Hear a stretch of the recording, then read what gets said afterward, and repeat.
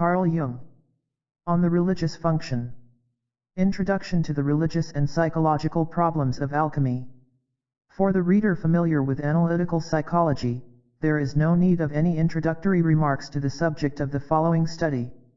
But for the reader whose interest is not professional and who comes to this book unprepared, some kind of preface will probably be necessary. The concepts of alchemy and the individuation process are matters that seem to lie very far apart, so that the imagination finds it impossible at first to conceive of any bridge between them. To this reader I owe an explanation, more particularly as I have had one or two experiences since the publication of my recent lectures which lead me to infer a certain bewilderment in my critics. What I now have to put forward as regards the nature of the human psyche is based first and foremost on my observations of people. It has been objected that these observations deal with experiences that are either unknown or barely accessible. It is a remarkable fact, which we come across again and again, that absolutely everybody, even the most unqualified layman, thinks he knows all about psychology as though the psyche were something that enjoyed the most universal understanding.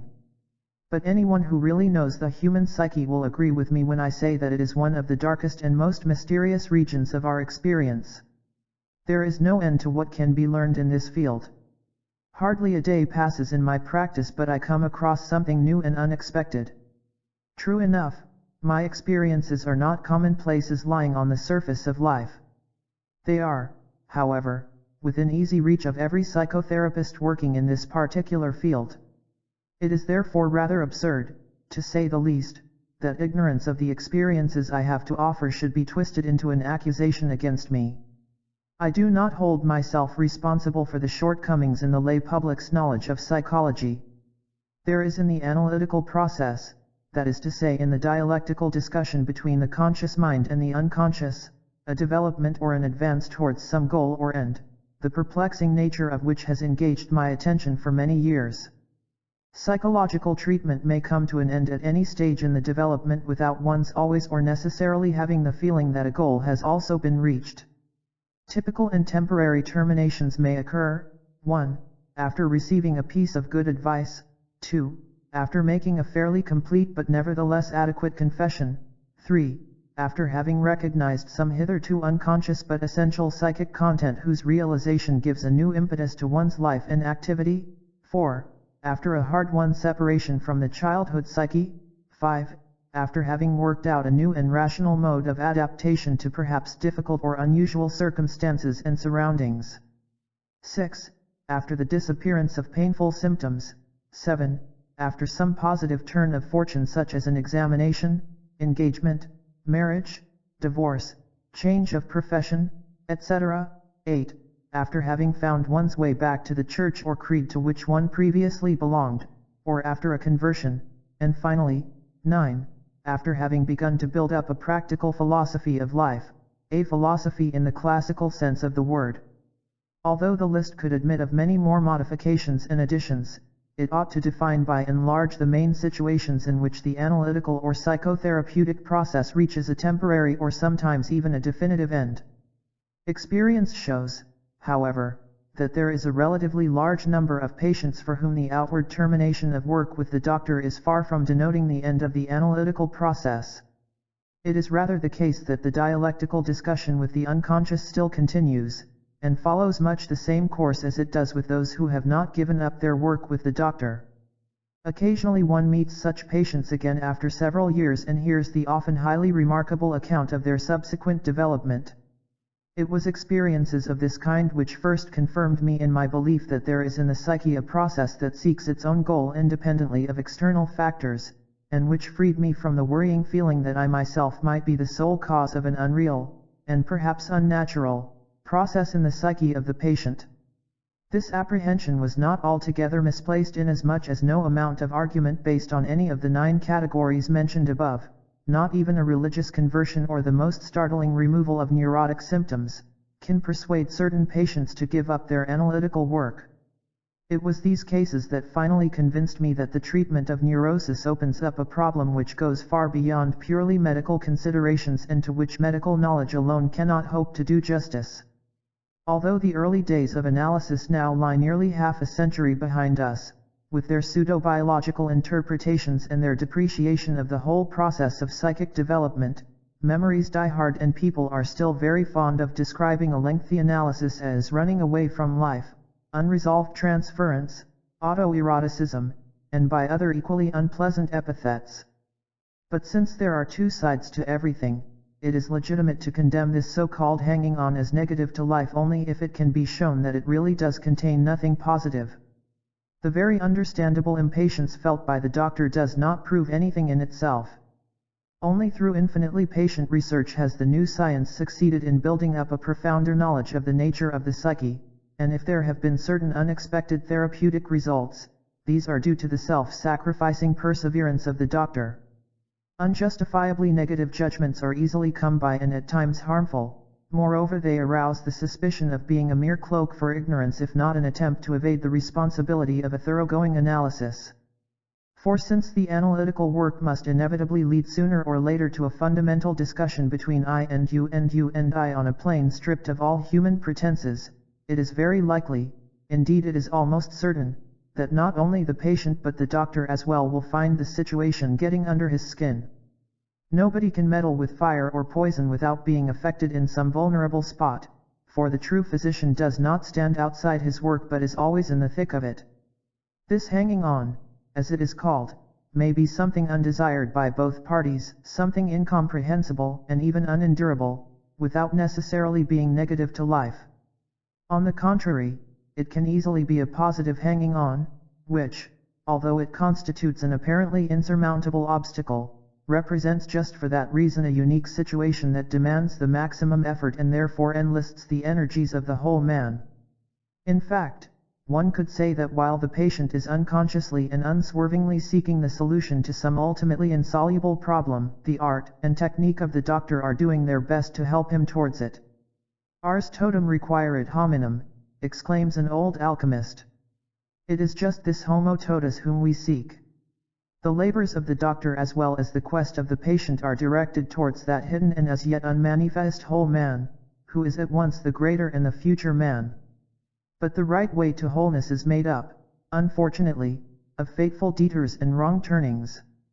It is a longissima via, not straight but snake-like, a path that unites the opposites in the manner of the guiding caduceus, a path whose labyrinthine twists and turns are not lacking in terrors.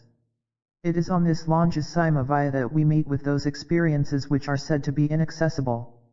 Their inaccessibility really consists in the fact that they cost us an enormous amount of effort, they demand the very thing we most fear, namely the wholeness which we talk about so glibly and which lends itself to endless theorizing, though in actual life we give it the widest possible berth. It is infinitely more popular to go in for compartment psychology, where the left-hand pigeonhole does not know what is in the right. I am afraid that we cannot hold the unconsciousness and impotence of the individual entirely responsible for this state of affairs. It is due also to the general psychological education of the European. Not only is this education the proper concern of the ruling religions, it belongs to their very nature, for religion excels all rationalistic systems in that it alone relates to the outer and inner man in equal degree. We can accuse Christianity of arrested development if we are determined to excuse our own shortcomings, but I do not wish to make the mistake of blaming religion for something that is due mainly to human incompetence. I am speaking therefore not of the deepest and best understanding of Christianity but of the superficialities and disastrous misunderstandings that are plain for all to see. The demand made by the Imitatio Christi, that we should follow the ideal and seek to become like it, ought logically to have the result of developing and exalting the inner man. In actual fact, however, the ideal has been turned by superficial and formalistically minded believers into an external object of worship, and it is precisely this veneration for the object that prevents it from reaching down into the depths of the psyche and giving the latter a wholeness in keeping with the ideal. Accordingly, the divine mediator stands outside as an image, while man remains fragmentary and untouched in the deepest part of him. Christ can indeed be imitated even to the point of stigmatization without the imitator coming anywhere near the ideal or its meaning. For it is not a question of an imitation that leaves a man unchanged and makes him into a mere artifact, but of realizing the ideal on one's own account, Deo concedent, in one's own individual life. We must not forget, however, that even a mistaken imitation may sometimes involve a tremendous moral effort which has all the merits of a total surrender to some supreme value, even though the real goal may never be reached and the value is represented externally. It is conceivable that by virtue of this total effort a man may even catch a fleeting glimpse of his wholeness, accompanied by the feeling of grace that always characterizes this experience. The mistaken idea of a merely outward imitatio Christi is further exacerbated by a typically European prejudice which distinguishes the Western attitude from the Eastern. Western man is held enthralled by the 10,000 things, he sees only particulars, he is ego-bound and thing-bound, and unaware of the deep root of all being. Eastern man, on the other hand, experiences the world of particulars, and even his own ego, like a dream. He is rooted essentially in the ground, which attracts him so powerfully that his relations with the world are relativized to a degree that is often incomprehensible to us. The Western attitude, with its emphasis on the object, tends to fix the ideal, Christ, in its outward aspect and thus to rob it of its mysterious relation to the inner man. It is this prejudice, for instance, which impels the Protestant interpreters of the Bible to interpret, referring to the kingdom of God, as among you instead of within you. I do not mean to say anything about the validity of the Western attitude, we are sufficiently convinced of its rightness. But if we try to come to a real understanding of Eastern man, as the psychologist must, we find it hard to rid ourselves of certain misgivings. Anyone who can square it with his conscience is free to decide this question as he pleases, though he may be unconsciously setting himself up as an arbiter mundi. I for my part prefer the precious gift of doubt, for the reason that it does not violate the virginity of things beyond our ken. Christ the ideal took upon himself the sins of the world. But if the ideal is wholly outside, then the sins of the individual are also outside, and consequently he is more of a fragment than ever, since superficial misunderstanding conveniently enables him, quite literally, to cast his sins upon Christ and thus to evade his deepest responsibilities, which is contrary to the spirit of Christianity. Such formalism and laxity were not only one of the prime causes of the Reformation, they are also present within the body of Protestantism. If the supreme value, Christ, and the supreme negation, sin, are outside, then the soul is void, its highest and lowest are missing.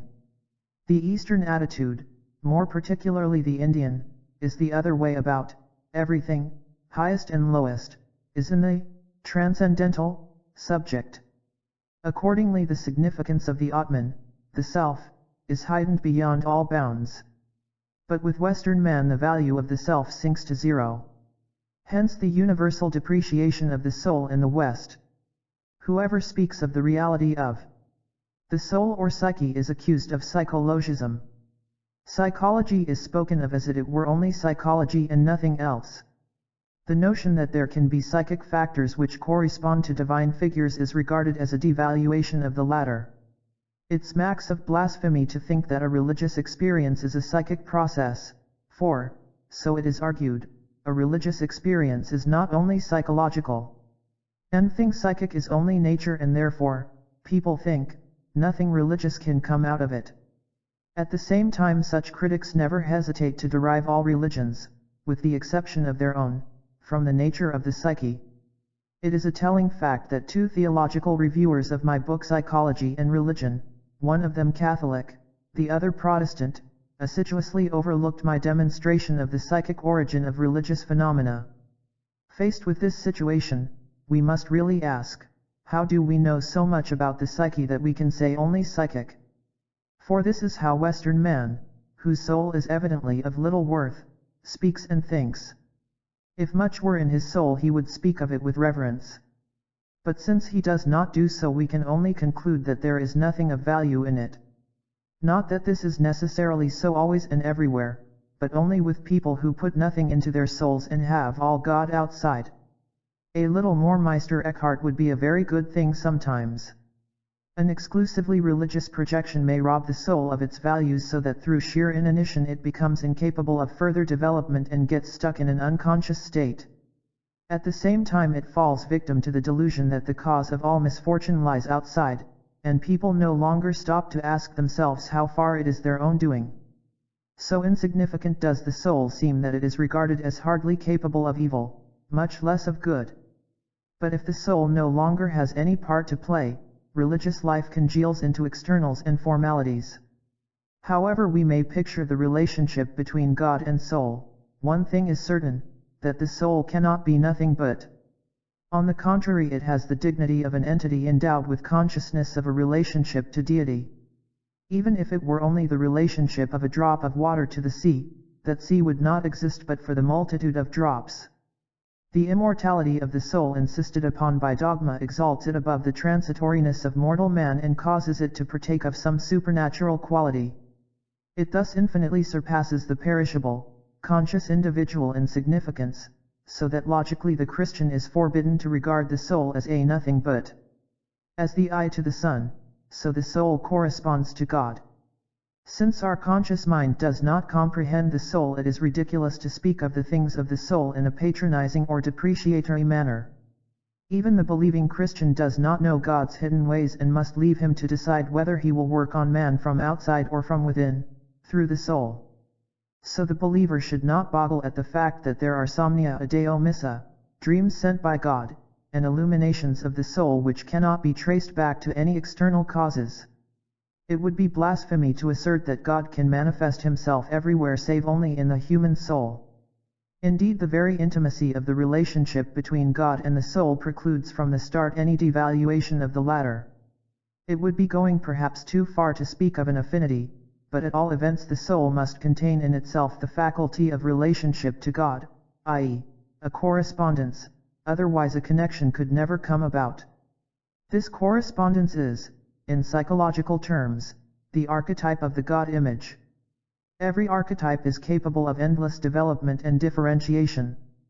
It is therefore possible for it to be more developed or less. In an outward form of religion where all the emphasis is on the outward figure, hence where we are dealing with a more or less complete projection, the archetype is identical with externalized ideas but remains unconscious as a psychic factor. When an unconscious content is replaced by a projected image to that extent, it is cut off from all participation in and influence on the conscious mind. Hence it largely forfeits its own life, because prevented from exerting the formative influence on consciousness natural to it. What is more, it remains in its original form, unchanged, for nothing changes in the unconscious. At a certain point it even develops a tendency to regress to lower and more archaic levels. It may easily happen, therefore, that a Christian who believes in all the sacred figures is still undeveloped and unchanged in his inmost soul because he has all God outside and does not experience him in the soul. His deciding motives, his ruling interests and impulses, do not spring from the sphere of Christianity but from the unconscious and undeveloped psyche, which is as pagan and archaic as ever. Not the individual alone but the sum total of individual lives in a nation proves the truth of this contention. The great events of our world as planned and executed by man do not breathe the spirit of Christianity but rather of unadorned paganism. These things originate in a psychic condition that has remained archaic and has not been even remotely touched by Christianity. The Church assumes, not altogether without reason, that the fact of semel creditis, having once believed, leaves certain traces behind it, but of these traces nothing is to be seen in the broad march of events. Christian civilization has proved hollow to a terrifying degree, it is all veneer, but the inner man has remained untouched and therefore unchanged. His soul is out of key with his external beliefs, in his soul the Christian has not kept pace with external developments. Yes, everything is to be found outside, in image and in word, in church and Bible, but never inside. Inside reign the archaic gods, supreme as of old, that is to say the inner correspondence with the outer God image is undeveloped for lack of psychological culture and has therefore got stuck in heathenism. Christian education has done all that is humanly possible, but it has not been enough. Too few people have experienced the divine image as the innermost possession of their own souls. Christ only meets them from without, never from within the soul.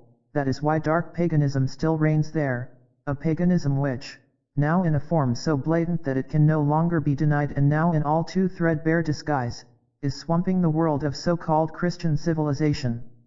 With the methods employed hitherto we have not succeeded in Christianizing the soul to the point where even the most elementary demands of Christian ethics can exert any decisive influence on the main concerns of the Christian European. The Christian missionary may preach the gospel to the poor naked heathen, but the spiritual heathen who populate Europe have as yet heard nothing of Christianity. Christianity must indeed begin again from the very beginning if it is to meet its high educative task. So long as religion is only faith in outward form, and the religious function is not experienced in our own souls, nothing of any importance has happened. It has yet to be understood that the mysterium magnum is not only an actuality but is first and foremost rooted in the human psyche. The man who does not know this from his own experience may be a most learned theologian, but he has no idea of religion and still less of education. Yet when I point out that the soul possesses by nature a religious function, and when I stipulate that it is the prime task of all education, of adults, to convey the archetype of the God image, or its emanations and effects, to the conscious mind, then it is precisely the theologian who seizes me by the arm and accuses me of psychologism. But were it not a fact of experience that supreme values reside in the soul, quite apart from the who is also there, psychology would not interest me in the least, for the soul would then be nothing but a miserable vapor. I know, however, from hundredfold experience that it is nothing of the sort, but on the contrary contains the equivalence of everything that has been formulated in dogma and a good deal more, which is just what enables it to be an eye destined to behold the light. This requires limitless range and unfathomable depth of vision. I have been accused of deifying the soul. Not I but God himself has deified it.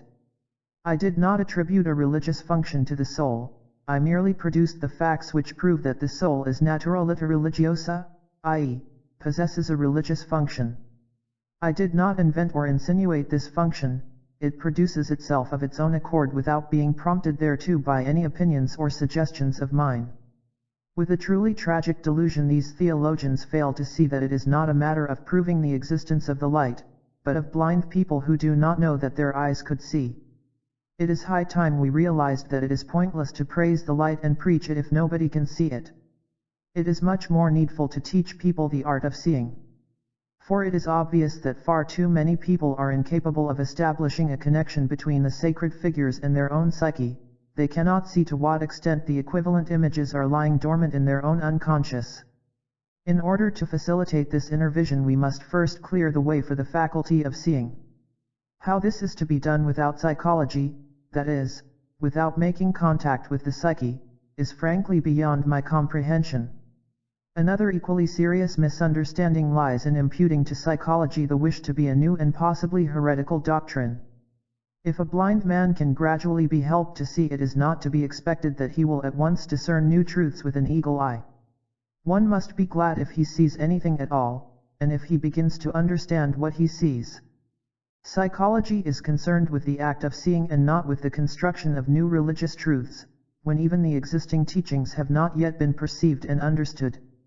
In religious matters it is a well-known fact that we cannot understand a thing until we have experienced it inwardly, for it is in the inward experience that the connection between the psyche and the outward image or creed is first revealed as a relationship or correspondence like that of sponsus and sponsa. Accordingly, when I say as a psychologist that God is an archetype, I mean by that the type in the psyche. The word type is, as we know, derived from blow or imprint, thus an archetype presupposes an imprinter. Psychology as the science of the soul has to confine itself to its subject and guard against overstepping its proper boundaries by metaphysical assertions or other professions of faith. Should it set up a God, even as a hypothetical cause, it would have implicitly claimed the possibility of proving God, thus exceeding its competence in an absolutely illegitimate way. Science can only be science, there are no scientific professions of faith and similar contradictions in a dicto. We simply do not know the ultimate derivation of the archetype any more than we know the origin of the psyche. The competence of psychology as an empirical science only goes so far as to establish, on the basis of comparative research, whether for instance the imprint found in the psyche can or cannot reasonably be termed a God image. Nothing positive or negative has thereby been asserted about the possible existence of God, any more than the archetype of the hero posits the actual existence of a hero. Now if my psychological researches have demonstrated the existence of certain psychic types and their correspondence with well-known religious ideas, then we have opened up a possible approach to those experienceable contents which manifestly and undeniably form the empirical foundations of all religious experience. The religious-minded man is free to accept whatever metaphysical explanations he pleases about the origin of these images, not so the intellect, which must keep strictly to the principles of scientific interpretation and avoid trespassing beyond the bounds of what can be known. Nobody can prevent the believer from accepting God, Purusha, the Atman, or Tao as the prime cause and thus putting an end to the fundamental disquiet of man. The scientist is a scrupulous worker, he cannot take heaven by storm. Should he allow himself to be seduced into such an extravagance, he would be sawing off the branch on which he sits. The fact is that with the knowledge and actual experience of these inner images, a way is opened for reason and feeling to gain access to those other images which the teachings of religion offer to mankind. Psychology thus does just the opposite of what it is accused of.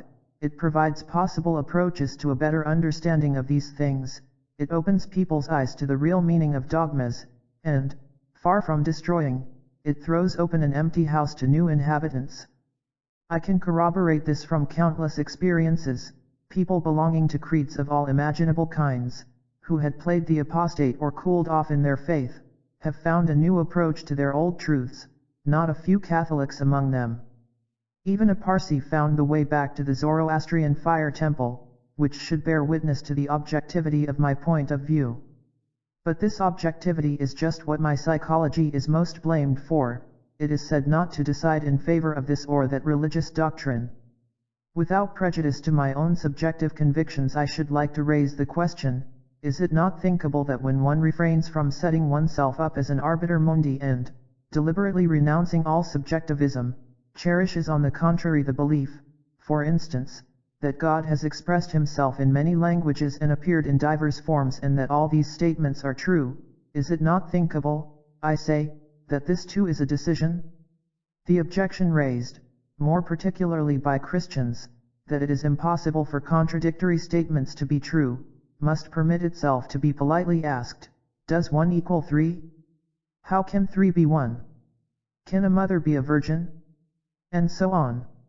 Has it not yet been observed that all religious statements contain logical contradictions and assertions that are impossible in principle, that this is in fact the very essence of religious assertion? As witness to this we have Tertullian's avowal, and the Son of God is dead, which is worthy of belief because it is absurd.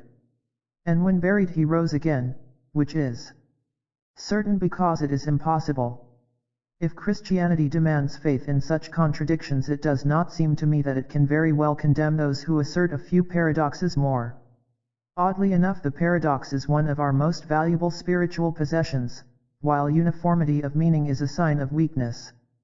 Hence a religion becomes inwardly impoverished when it loses or waters down its paradoxes, but their multiplication enriches because only the paradox comes anywhere near to comprehending the fullness of life. Non-ambiguity and non-contradiction are one-sided and thus unsuited to express the incomprehensible. Not everyone possesses the spiritual strength of a Tertullian.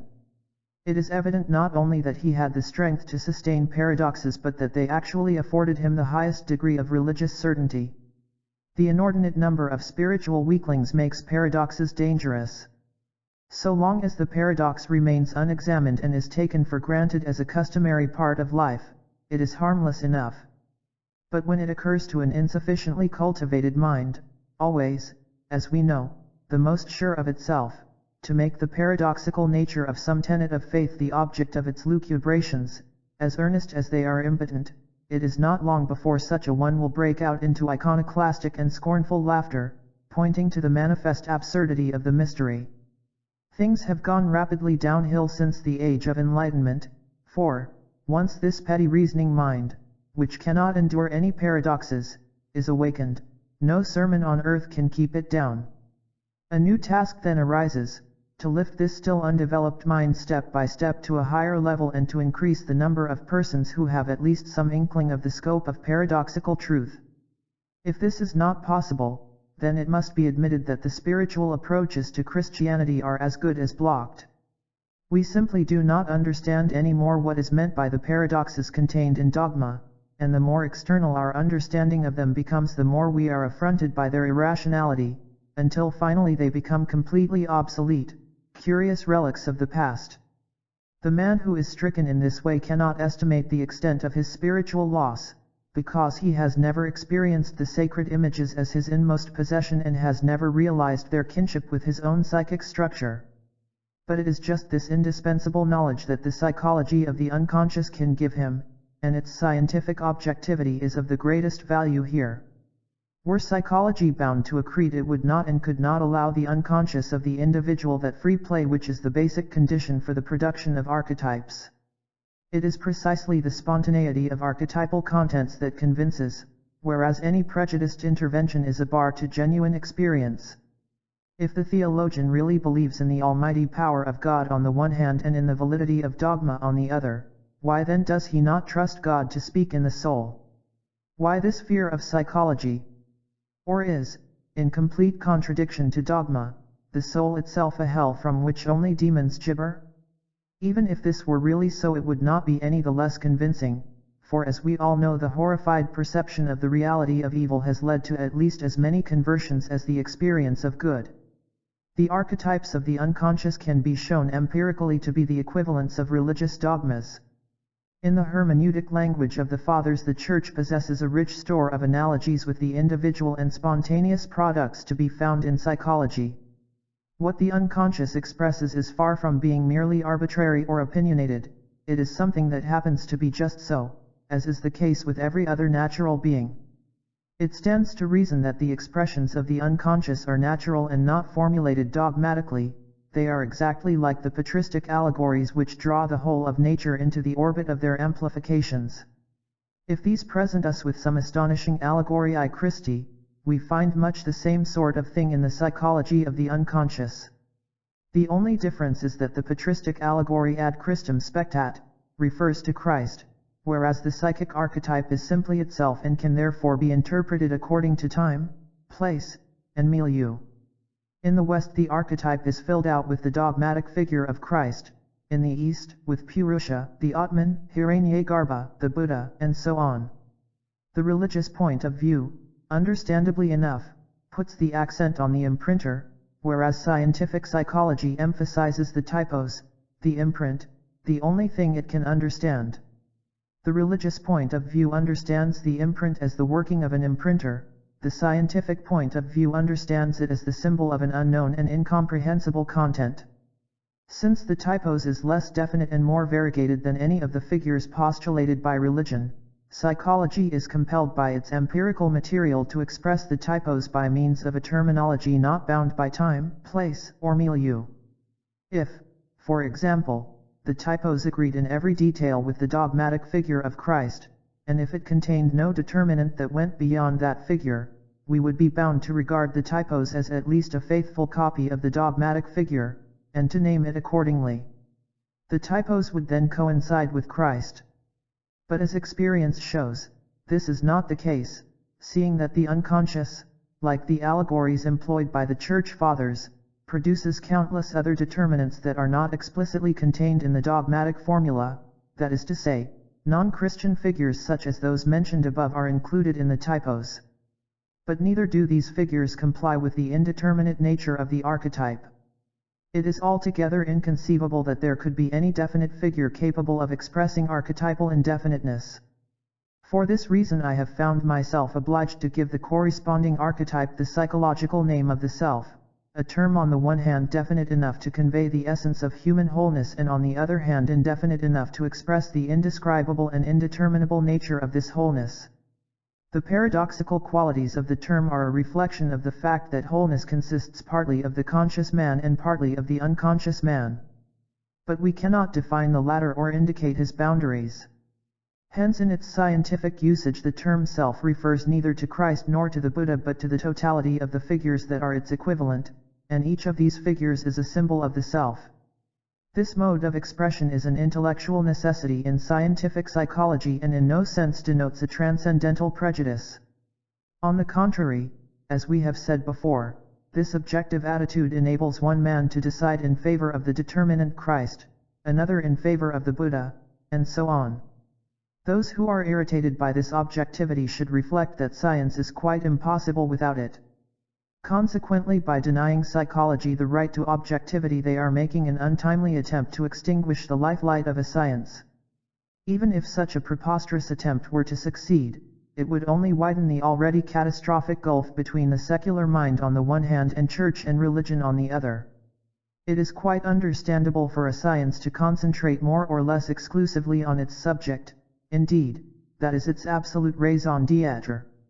Since the concept of the self is of central interest in psychology, the latter naturally thinks along lines diametrically opposed to theology. For psychology, the religious figures point to the self, whereas for theology the self points to its, theology's, own central figure. In other words, theology might possibly take the psychological self as an allegory of Christ. This opposition is, no doubt, very irritating, but unfortunately inevitable, unless psychology is to be denied the right to exist at all. I therefore plead for tolerance. Nor is this very hard for psychology, since as a science it makes no totalitarian claims. The Christ symbol is of the greatest importance for psychology insofar as it is perhaps the most highly developed and differentiated symbol of the self, apart from the figure of the Buddha.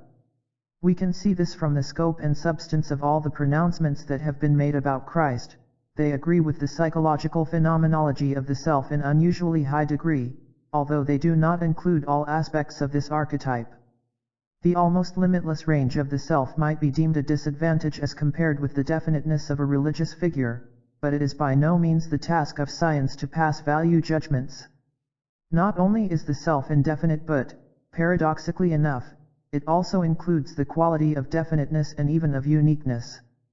This is probably one of the reasons why precisely those religions founded by historical personages have become world religions, such as Christianity, Buddhism, and Islam. The inclusion in a religion of a unique human personality, especially when conjoined to an indeterminable divine nature, is consistent with the absolute individuality of the self, which combines uniqueness with eternity and the individual with the universal. The self is a union of opposites par excellence, and this is where it differs essentially from the Christ symbol. The androgyny of Christ is the utmost concession the Church has made to the problem of opposites. The opposition between light and good on the one hand and darkness and evil on the other is left in a state of open conflict, since Christ simply represents good, and his counterpart the devil, evil. This opposition is the real-world problem, which at present is still unsolved. The self, however, is absolutely paradoxical in that it represents in every respect thesis and antithesis, and at the same time synthesis. Psychological proofs of this assertion abound, though it is impossible for me to quote them here in extenso. I would refer the knowledgeable reader to the symbolism of the mandala. Once the exploration of the unconscious has led the conscious mind to an experience of the archetype, the individual is confronted with the abysmal contradictions of human nature, and this confrontation in turn leads to the possibility of a direct experience of light and darkness, of Christ and the devil. For better or worse, there is only a bare possibility of this, and not a guarantee, for experiences of this kind cannot of necessity be induced by any human means. There are factors to be considered which are not under our control. Experience of the opposites has nothing whatever to do with intellectual insight or with empathy. It is more what we would call fate. Such an experience can convince one person of the truth of Christ, another of the truth of the Buddha, to the exclusion of all other evidence. Without the experience of the opposites there is no experience of wholeness and hence no inner approach to the sacred figures. For this reason Christianity rightly insists on sinfulness and original sin, with the obvious intent of opening up the abyss of universal opposition in every individual, at least from the outside. But this method is bound to break down in the case of a moderately alert intellect. Dogma is then simply no longer believed, and on top of that is thought absurd. Such an intellect is merely one-sided and sticks at the ineptia mysterii. It is miles from Tertullian's antinomies. In fact, it is quite incapable of enduring the suffering such attention involves. Cases are not unknown where the rigorous exercises and proselytizings of the Catholics, and a certain type of Protestant education that is always sniffing out sin, have brought about psychic damage that leads not to the kingdom of heaven but to the consulting room of the doctor. Although insight into the problem of opposites is absolutely imperative, there are very few people who can stand it in practice, a fact which has not escaped the notice of the confessional. By way of a reaction to this we have the palliative of moral probabilism, a doctrine that has suffered frequent attack from all quarters because it tries to mitigate the crushing effect of sin. Whatever one may think of this phenomenon, one thing is certain, that apart from anything else it holds within it a large humanity and an understanding of human weakness which compensate for the world's unbearable antinomies. The tremendous paradox implicit in the insistence on original sin on the one hand and the concession made by probabilism on the other is, for the psychologist, a necessary consequence of the Christian problem of opposites outlined above, for in the self good and evil are indeed closer than identical twins. The reality of evil and its incompatibility with good cleave the opposites asunder and lead inexorably to the crucifixion and suspension of everything that lives. Since the soul is by nature Christian, this result is bound to come as infallibly as it did in the life of Jesus. We all have to be crucified with Christ, i.e., suspended in a moral suffering equivalent to veritable crucifixion. In practice this is only possible up to a point, and apart from that is so unbearable and inimical to life that the ordinary human being can afford to get into such a state only occasionally, in fact as seldom as possible. For how could he remain ordinary in face of such suffering? A more or less probabilistic attitude to the problem of evil is therefore unavoidable. Hence the truth about the self, the unfathomable union of good and evil, comes out concretely in the paradox that although sin is the gravest and most pernicious thing there is, it is still not so serious that it cannot be disposed of with probabilist arguments. Nor is this necessarily a lax or frivolous proceeding but simply a practical necessity of life. The confessional proceeds like life itself, which successfully struggles against being engulfed in an irreconcilable contradiction. Note that at the same time the conflict remains in full force, as is once more consistent with the antinomial character of the self, which is itself both conflict and unity. Christianity has made the antinomy of good and evil into a world problem and, by formulating the conflict dogmatically, raised it to an absolute principle. Into this as yet unresolved conflict the Christian is cast as a protagonist of good, a fellow player in the world drama. Understood in its deepest sense, being Christ's follower involves a suffering that is unendurable to the great majority of mankind. Consequently the example of Christ is in reality followed either with reservation or not at all, and the pastoral practice of the Church even finds itself obliged to lighten the yoke of Christ. This means a pretty considerable reduction in the severity and harshness of the conflict and hence, in practice, a relativism of good and evil. Good is equivalent to the unconditional imitation of Christ and evil is its hindrance. Man's moral weakness and sloth are what chiefly hinder the imitation, and it is to these that probabilism extends a practical understanding which may sometimes, perhaps, come nearer to Christian tolerance, mildness, and love of one's neighbor than the attitude of those who see in probabilism a mere laxity. Although one must concede a number of cardinal Christian virtues to the probabilist endeavor, one must still not overlook the fact that it obviates much of the suffering involved in the imitation of Christ and that the conflict of good and evil is thus robbed of its harshness and toned down to tolerable proportions.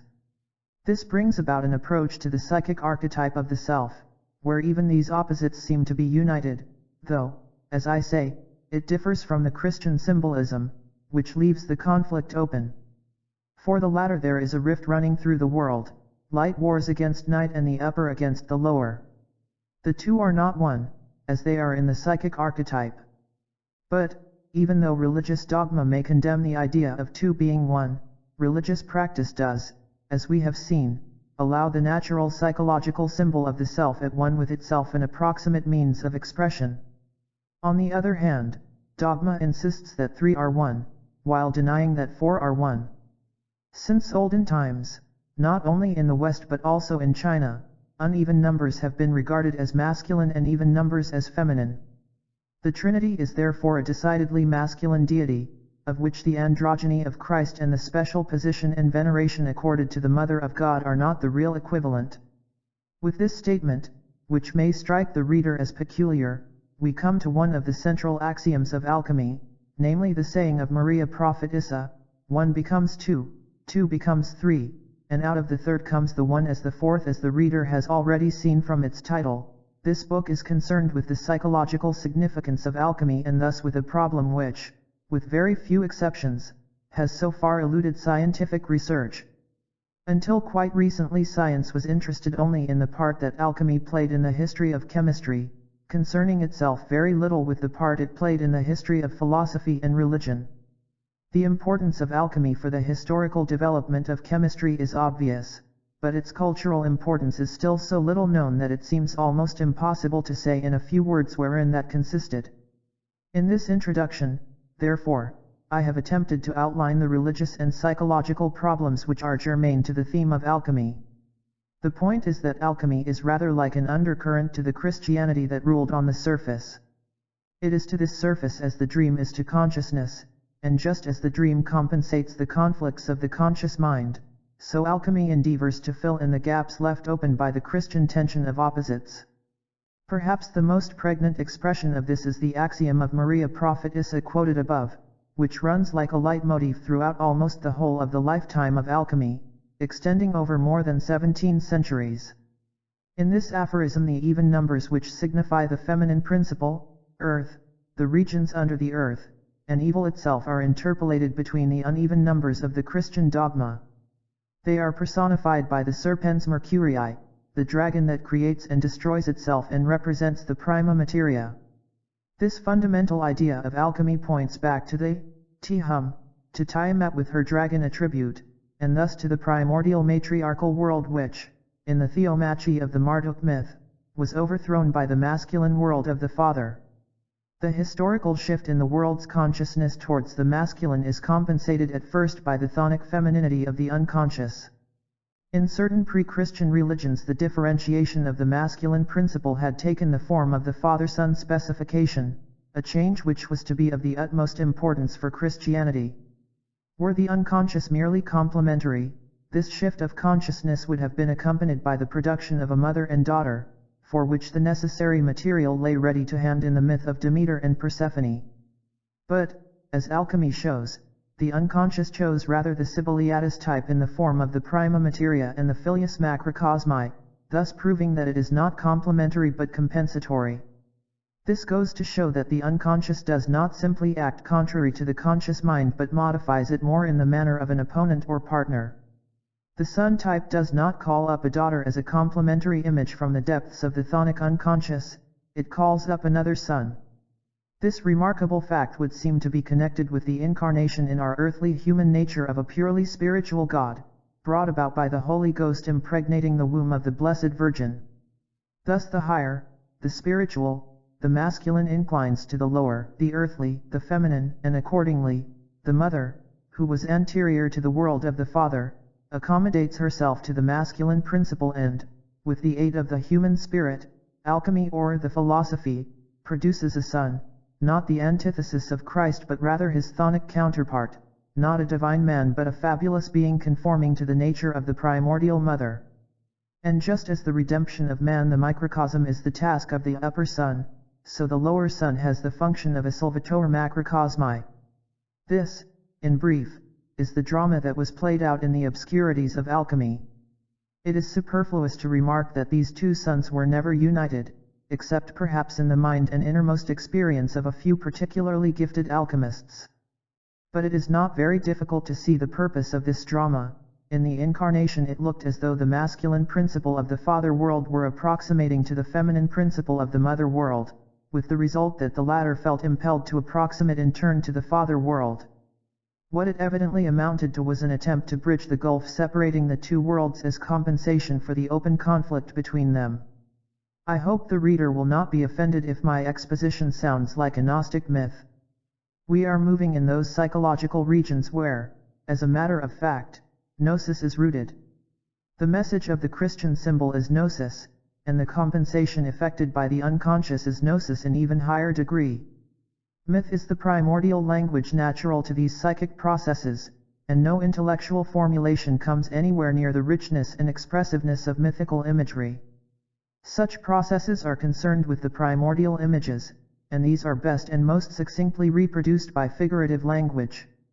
The process described above displays all the characteristic features of psychological compensation. We know that the mask of the unconscious is not rigid, it reflects the face we turn towards it. Hostility lends it a threatening aspect, friendliness softens its features. It is not a question of mere optical reflection but of an autonomous answer which reveals the self-sufficing nature of that which answers. Thus the filius philosophorum is not just the reflected image, an unsuitable material, of the Son of God. On the contrary, this son of Tiamat reflects the features of the primordial maternal figure. Although he is decidedly hermaphroditic, he has a masculine name, a sign that the chthonic underworld, having been rejected by the spirit and identified with evil, has a tendency to compromise.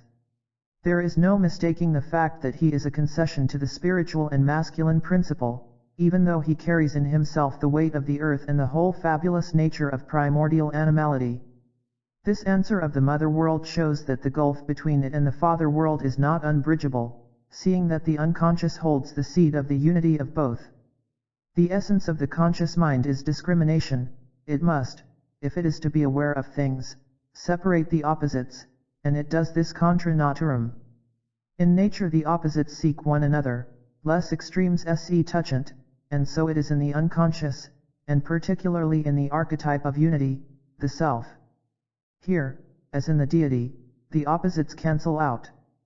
But as soon as the unconscious begins to manifest itself they split asunder, as at the creation, for every act of dawning consciousness is a creative act, and it is from this psychological experience that all cosmogonic symbols are derived. Alchemy is preeminently concerned with the seed of unity which lies hidden in the chaos of Tiamat and forms the counterpart to the divine unity.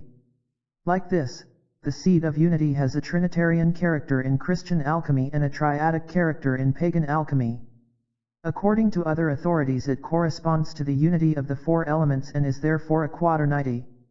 The overwhelming majority of modern psychological findings speaks in favor of the latter view. The few cases I have observed which produced the number 3 were marked by a systematic deficiency in consciousness, that is to say, by an unconsciousness of the inferior function. The number 3 is not a natural expression of wholeness, since 4 represents the minimum number of determinants in a whole judgment. It must nevertheless be stressed that side by side with the distinct leanings of alchemy, and of the unconscious, towards quaternity there is always a vacillation between 3 and 4 which comes out over and over again.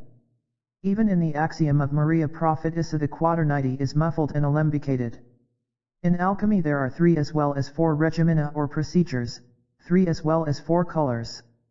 There are always 4 elements, but often 3 of them are grouped together, with the 4th in a special position, sometimes earth, sometimes fire. Mercurius is of course quadratics, but he is also a 3-headed snake or simply a triunity. This uncertainty has a duplex character, in other words, the central ideas are ternary as well as quaternary. The psychologist cannot but mention the fact that a similar puzzle exists in the psychology of the unconscious. The least differentiated or inferior function is so much contaminated with the collective unconscious that, on becoming conscious, it brings up among others the archetype of the self as well as Maria Prophetessa says. 4 signifies the feminine, motherly, physical, 3 the masculine, fatherly, spiritual. Thus the uncertainty as to 3 or 4 amounts to a wavering between the spiritual and the physical, a striking example of how every human truth is a last truth. But 1. I began my introduction with human wholeness as the goal to which the psychotherapeutic process ultimately leads. This question is inextricably bound up with one's philosophical or religious assumptions. Even when, as frequently happens, the patient believes himself to be quite unprejudiced in this respect, the assumptions underlying his thought, mode of life, morale, and language are historically conditioned down to the last detail, a fact of which he is often kept unconscious by lack of education combined with lack of self-criticism.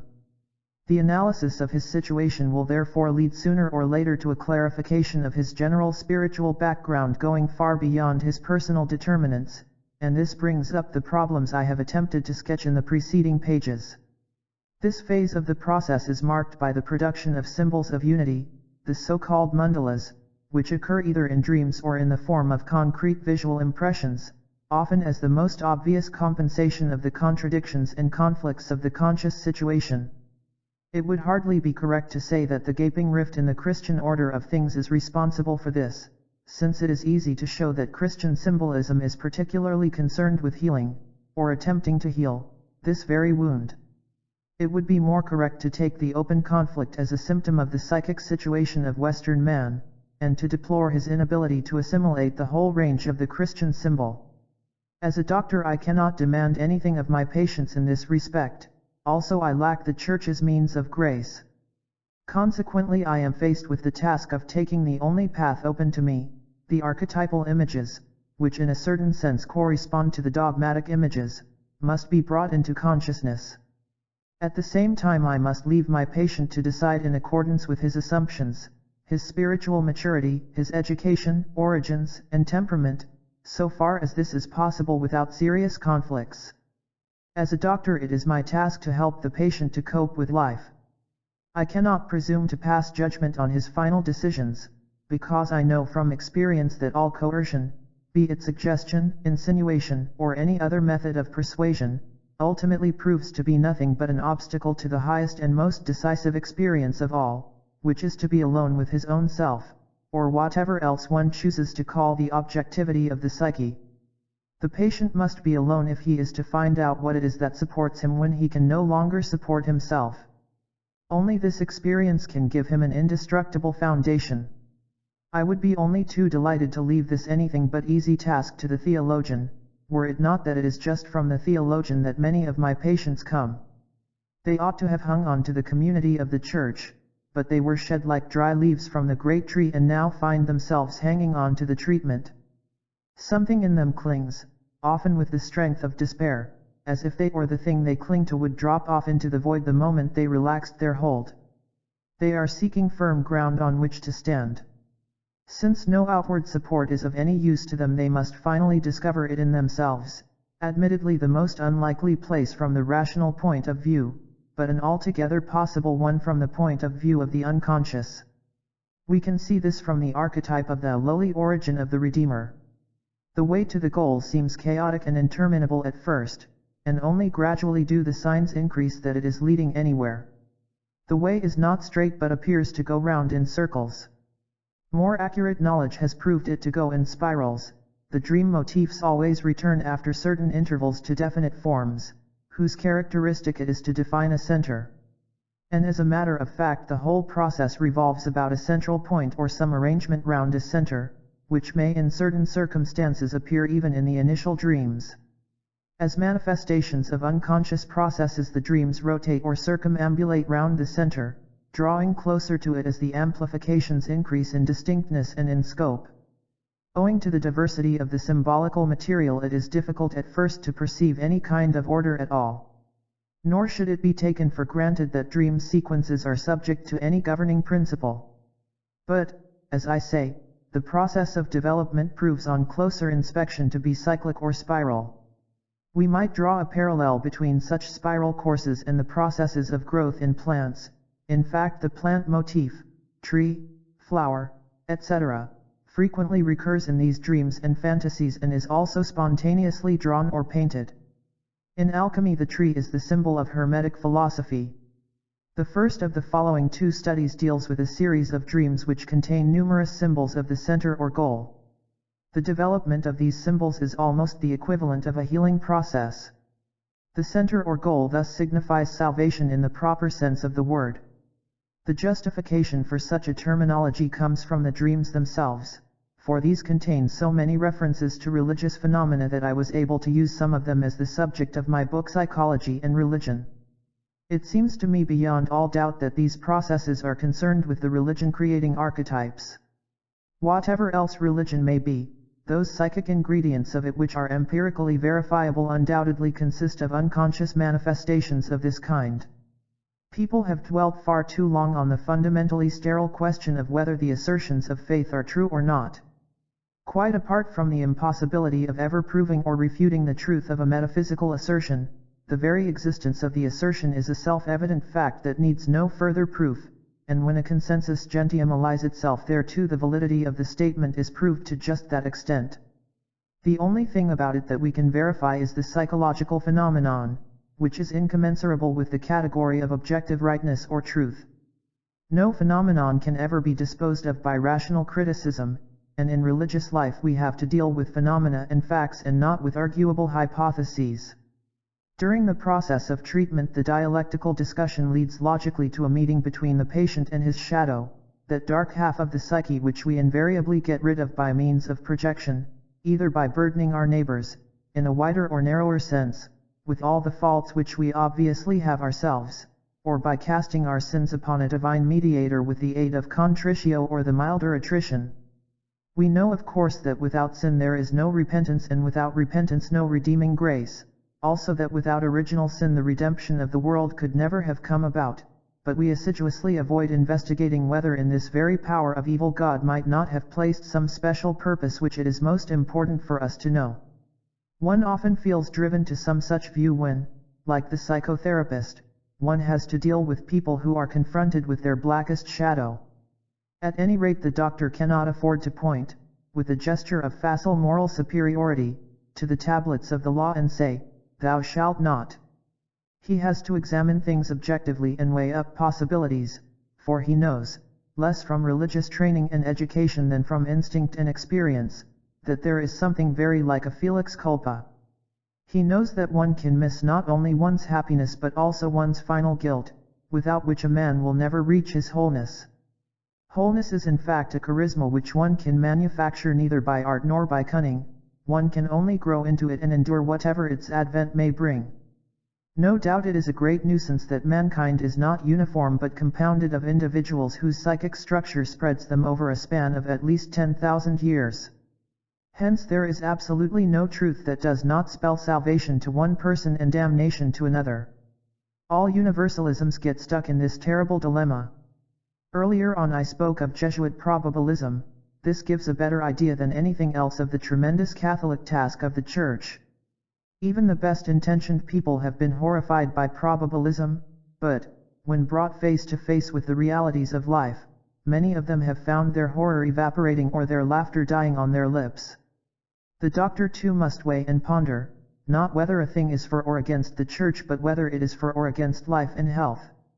On paper the moral code looks clear and neat enough, but the same document written on the living tables of the heart is often a sorry tatter, particularly in the mouths of those who talk the loudest. We are told on every side that evil is evil and that there can be no hesitation in condemning it, but that does not prevent evil from being the most problematical thing in the individual's life and the one which demands the deepest reflection. What above all deserves our keenest attention is the question exactly who is the doer. For the answer to this question ultimately decides the value of the deed. It is true that society attaches greater importance at first to what is done, because it is immediately obvious, but in the long run the right deed in the hands of the wrong man will also have a disastrous effect. No one who is far-sighted will allow himself to be hoodwinked by the right deed of the wrong man, any more than by the wrong deed of the right man. Hence the psychotherapist must fix his eye not on what is done but on how it is done, because therein is decided the whole character of the doer. Evil needs to be pondered just as much as good, for good and evil are ultimately nothing but ideal extensions and abstractions of doing, and both belong to the chiaroscuro of life. In the last resort there is no good that cannot produce evil and no evil that cannot produce good. The encounter with the dark half of the personality, or shadow, comes about of its own accord in any moderately thorough treatment. This problem is as important as that of sin in the Church. The open conflict is unavoidable and painful. I have often been asked, "And what do you do about it?" I do nothing.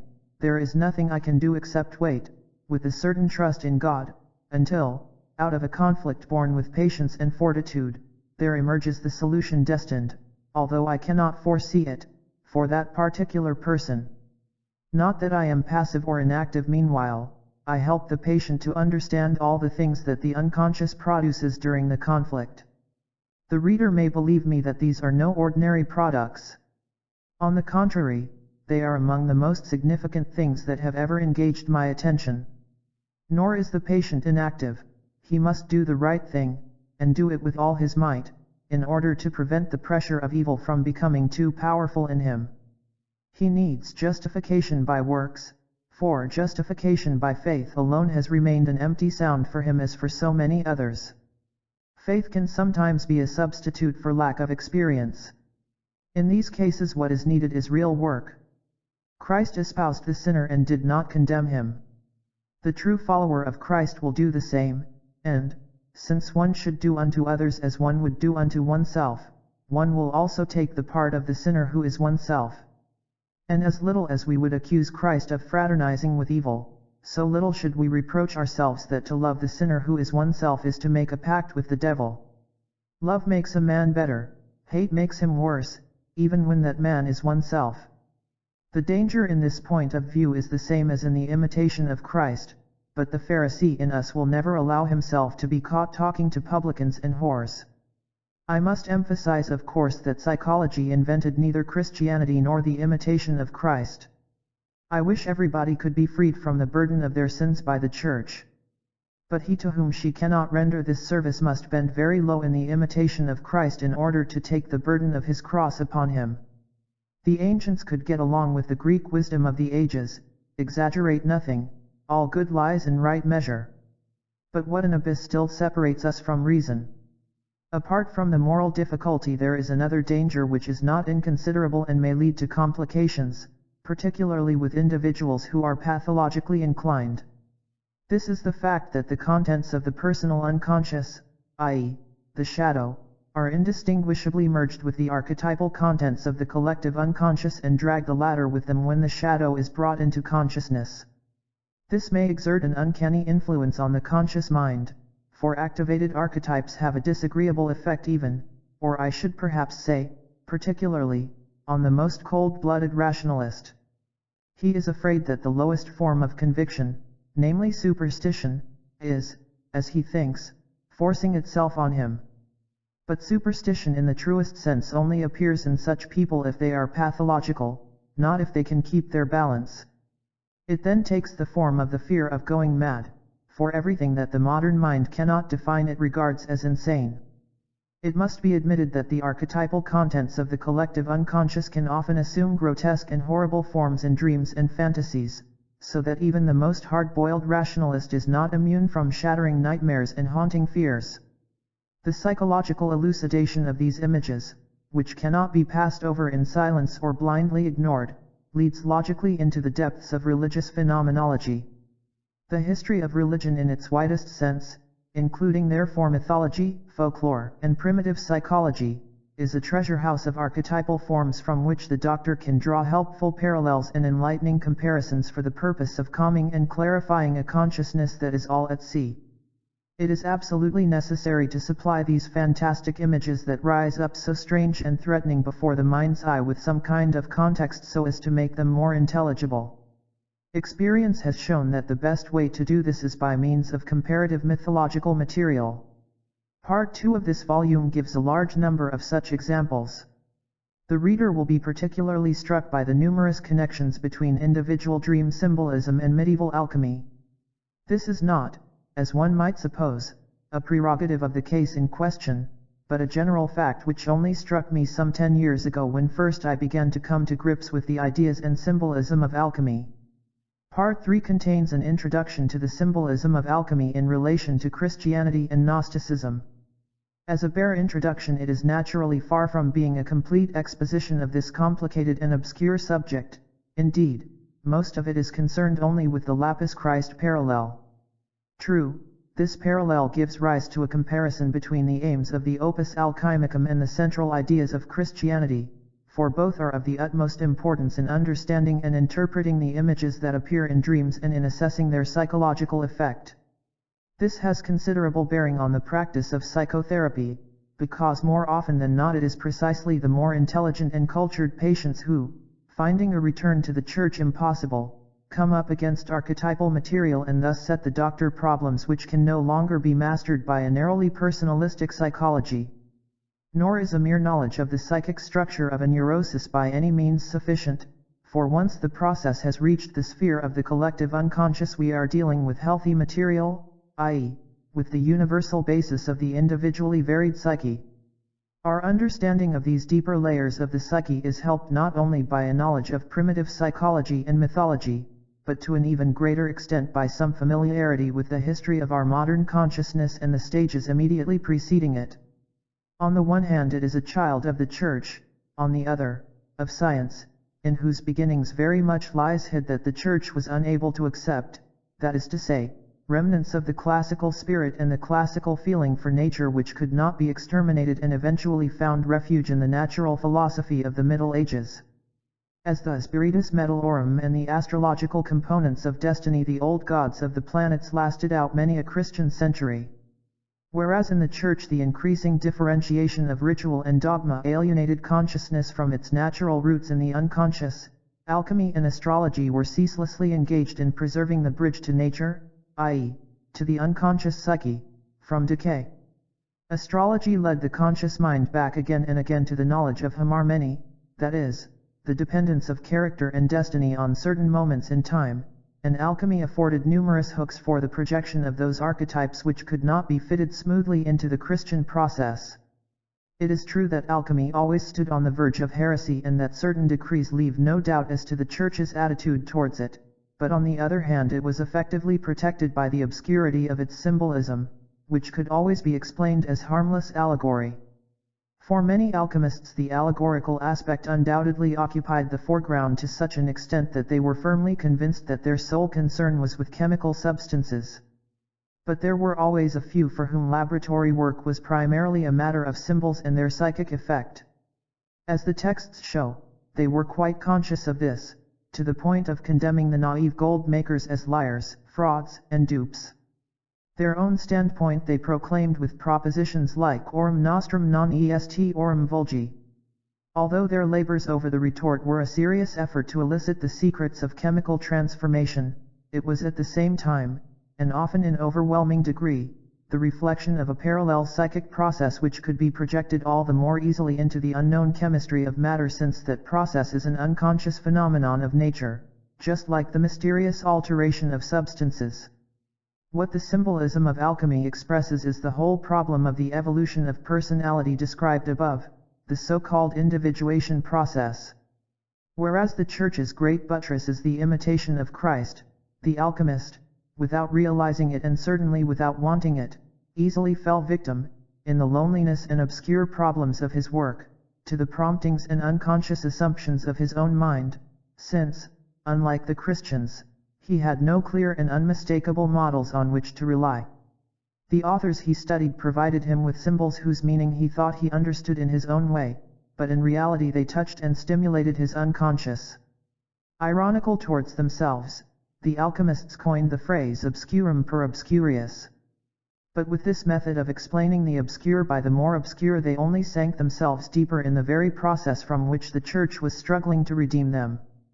While the dogmas of the Church offered analogies to the alchemical process, these analogies, in strict contrast to alchemy, had become detached from the world of nature through their connection with the historical figure of the Redeemer. The alchemical four-in-one, the philosophical gold, the lapis angularis, the aqua divina, became, in the Church, the four-armed cross on which the only begotten had sacrificed himself once in history and at the same time for all eternity. The alchemists ran counter to the Church in preferring to seek through knowledge rather than to find through faith, though as medieval people they never thought of themselves as anything but good Christians. Paracelsus is a classical example in this respect. But in reality they were in much the same position as modern man, who prefers immediate personal experience to belief in traditional ideas, or rather has it forced upon him. Dogma is not arbitrarily invented, nor is it a unique miracle, although it is often described as miraculous with the obvious intent of lifting it out of its natural context. The central ideas of Christianity are rooted in Gnostic philosophy, which, in accordance with psychological laws, simply had to grow up at a time when the classical religions had become obsolete. It was founded on the perception of symbols thrown up by the unconscious individuation process which always sets in when the collective dominance of human life fall into decay. At such a time there is bound to be a considerable number of individuals who are possessed by archetypes of a numinous nature that force their way to the surface in order to form new dominance. This state of possession shows itself almost without exception in the fact that the possessed identify themselves with the archetypal contents of their unconscious, and, because they do not realize that the role which is being thrust upon them is the effect of new contents still to be understood, they exemplify these concretely in their own lives, thus becoming prophets and reformers. In so far as the archetypal content of the Christian drama was able to give satisfying expression to the uneasy and clamorous unconscious of the many, the consensus omnium raised this drama to a universally binding truth, not of course by an act of judgment, but by the irrational fact of possession, which is far more effective. Thus Jesus became the tutelary image or amulet against the archetypal powers that threatened to possess everyone. The glad tidings announced, "It has happened, but it will not happen to you inasmuch as you believe in Jesus Christ, the Son of God." Yet it could and it can and it will happen to everyone in whom the Christian dominant has decayed. For this reason there have always been people who, not satisfied with the dominance of conscious life, set forth, under cover and by devious paths, to their destruction or salvation, to seek direct experience of the eternal roots, and, following the lure of the restless unconscious psyche, find themselves in the wilderness where, like Jesus, they come up against the son of darkness, Thus an old alchemist, and he a cleric, prays, "Horridus nostri mentis purga tenebras, accend lumen sensibus." Purge the horrible darknesses of our mind, light a light for our senses. The author of this sentence must have been undergoing the experience of the nigredu, the first stage of the work, which was felt as melancholia in alchemy and corresponds to the encounter with the shadow in psychology. When, therefore, modern psychotherapy once more meets with the activated archetypes of the collective unconscious, it is merely the repetition of a phenomenon that has often been observed in moments of great religious crisis, although it can also occur in individuals for whom the ruling ideas have lost their meaning. An example of this is the descensus ad inferos depicted in Faust, which, consciously or unconsciously, is an opus alchemicum. The problem of opposites called up by the shadow plays a great, indeed, the decisive, role in alchemy, since it leads in the ultimate phase of the work to the union of opposites in the archetypal form of the hieros gamos or chemical wedding. Here the supreme opposites, male and female, as in the Chinese yang and yin, are melted into a unity purified of all opposition and therefore incorruptible. The prerequisite for this, of course, is that the artifex should not identify himself with the figures in the work but should leave them in their objective, impersonal state. So long as the alchemist was working in his laboratory he was in a favorable position, psychologically speaking, for he had no opportunity to identify himself with the archetypes as they appeared, since they were all projected immediately into the chemical substances. The disadvantage of this situation was that the alchemist was forced to represent the incorruptible substance as a chemical product, an impossible undertaking which led to the downfall of alchemy, its place in the laboratory being taken by chemistry. But the psychic part of the work did not disappear. It captured new interpreters, as we can see from the example of Faust, and also from the signal connection between our modern psychology of the unconscious and alchemical symbolism. From psychology and religion. The autonomy of the unconscious.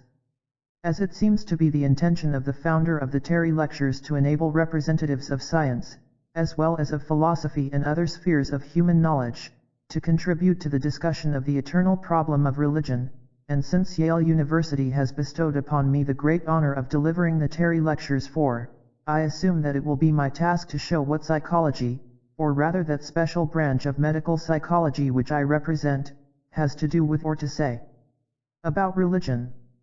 Since religion is incontestably one of the earliest and most universal expressions of the human mind, it is obvious that any psychology which touches upon the psychological structure of human personality cannot avoid taking note of the fact that religion is not only a sociological and historical phenomenon, but also something of considerable personal concern to a great number of individuals. Although I have often been called a philosopher, I am an empiricist and adhere as such to the phenomenological standpoint. I trust that it does not conflict with the principles of scientific empiricism if one occasionally makes certain reflections which go beyond a mere accumulation and classification of experience. As a matter of fact, I believe that experience is not even possible without reflection, because experience is a process of assimilation without which there could be no understanding. As this statement indicates, I approach psychological matters from a scientific and not from a philosophical standpoint. Inasmuch as religion has a very important psychological aspect, I deal with it from a purely empirical point of view, that is, I restrict myself to the observation of phenomena and I eschew any metaphysical or philosophical considerations. I do not deny the validity of these other considerations, but I cannot claim to be competent to apply them correctly. I am aware that most people believe they know all there is to be known about psychology, because they think that psychology is nothing but what they know of themselves. But I am afraid psychology is a good deal more than that. While having little to do with philosophy, it has much to do with empirical facts, many of which are not easily accessible to the experience of the average man. It is my intention to give you a few glimpses of the way in which practical psychology comes up against the problem of religion. It is self-evident that the vastness of the problem requires far more than 3 lectures, as the necessary elaboration of concrete detail takes a great deal of time and explanation. My first lecture will be a sort of introduction to the problem of practical psychology and religion. The second is concerned with facts which demonstrate the existence of an authentic religious function in the unconscious. The third deals with the religious symbolism of unconscious processes. Since I am going to present a rather unusual argument, I cannot assume that my audience will be fully acquainted with the methodological standpoint of the branch of psychology I represent. This standpoint is exclusively phenomenological, that is, it is concerned with occurrences, events, experiences, in a word, with facts. Its truth is a fact and not a judgment. When psychology speaks, for instance, of the motif of the virgin birth, it is only concerned with the fact that there is such an idea, but it is not concerned with the question whether such an idea is true or false in any other sense. The idea is psychologically true inasmuch as it exists.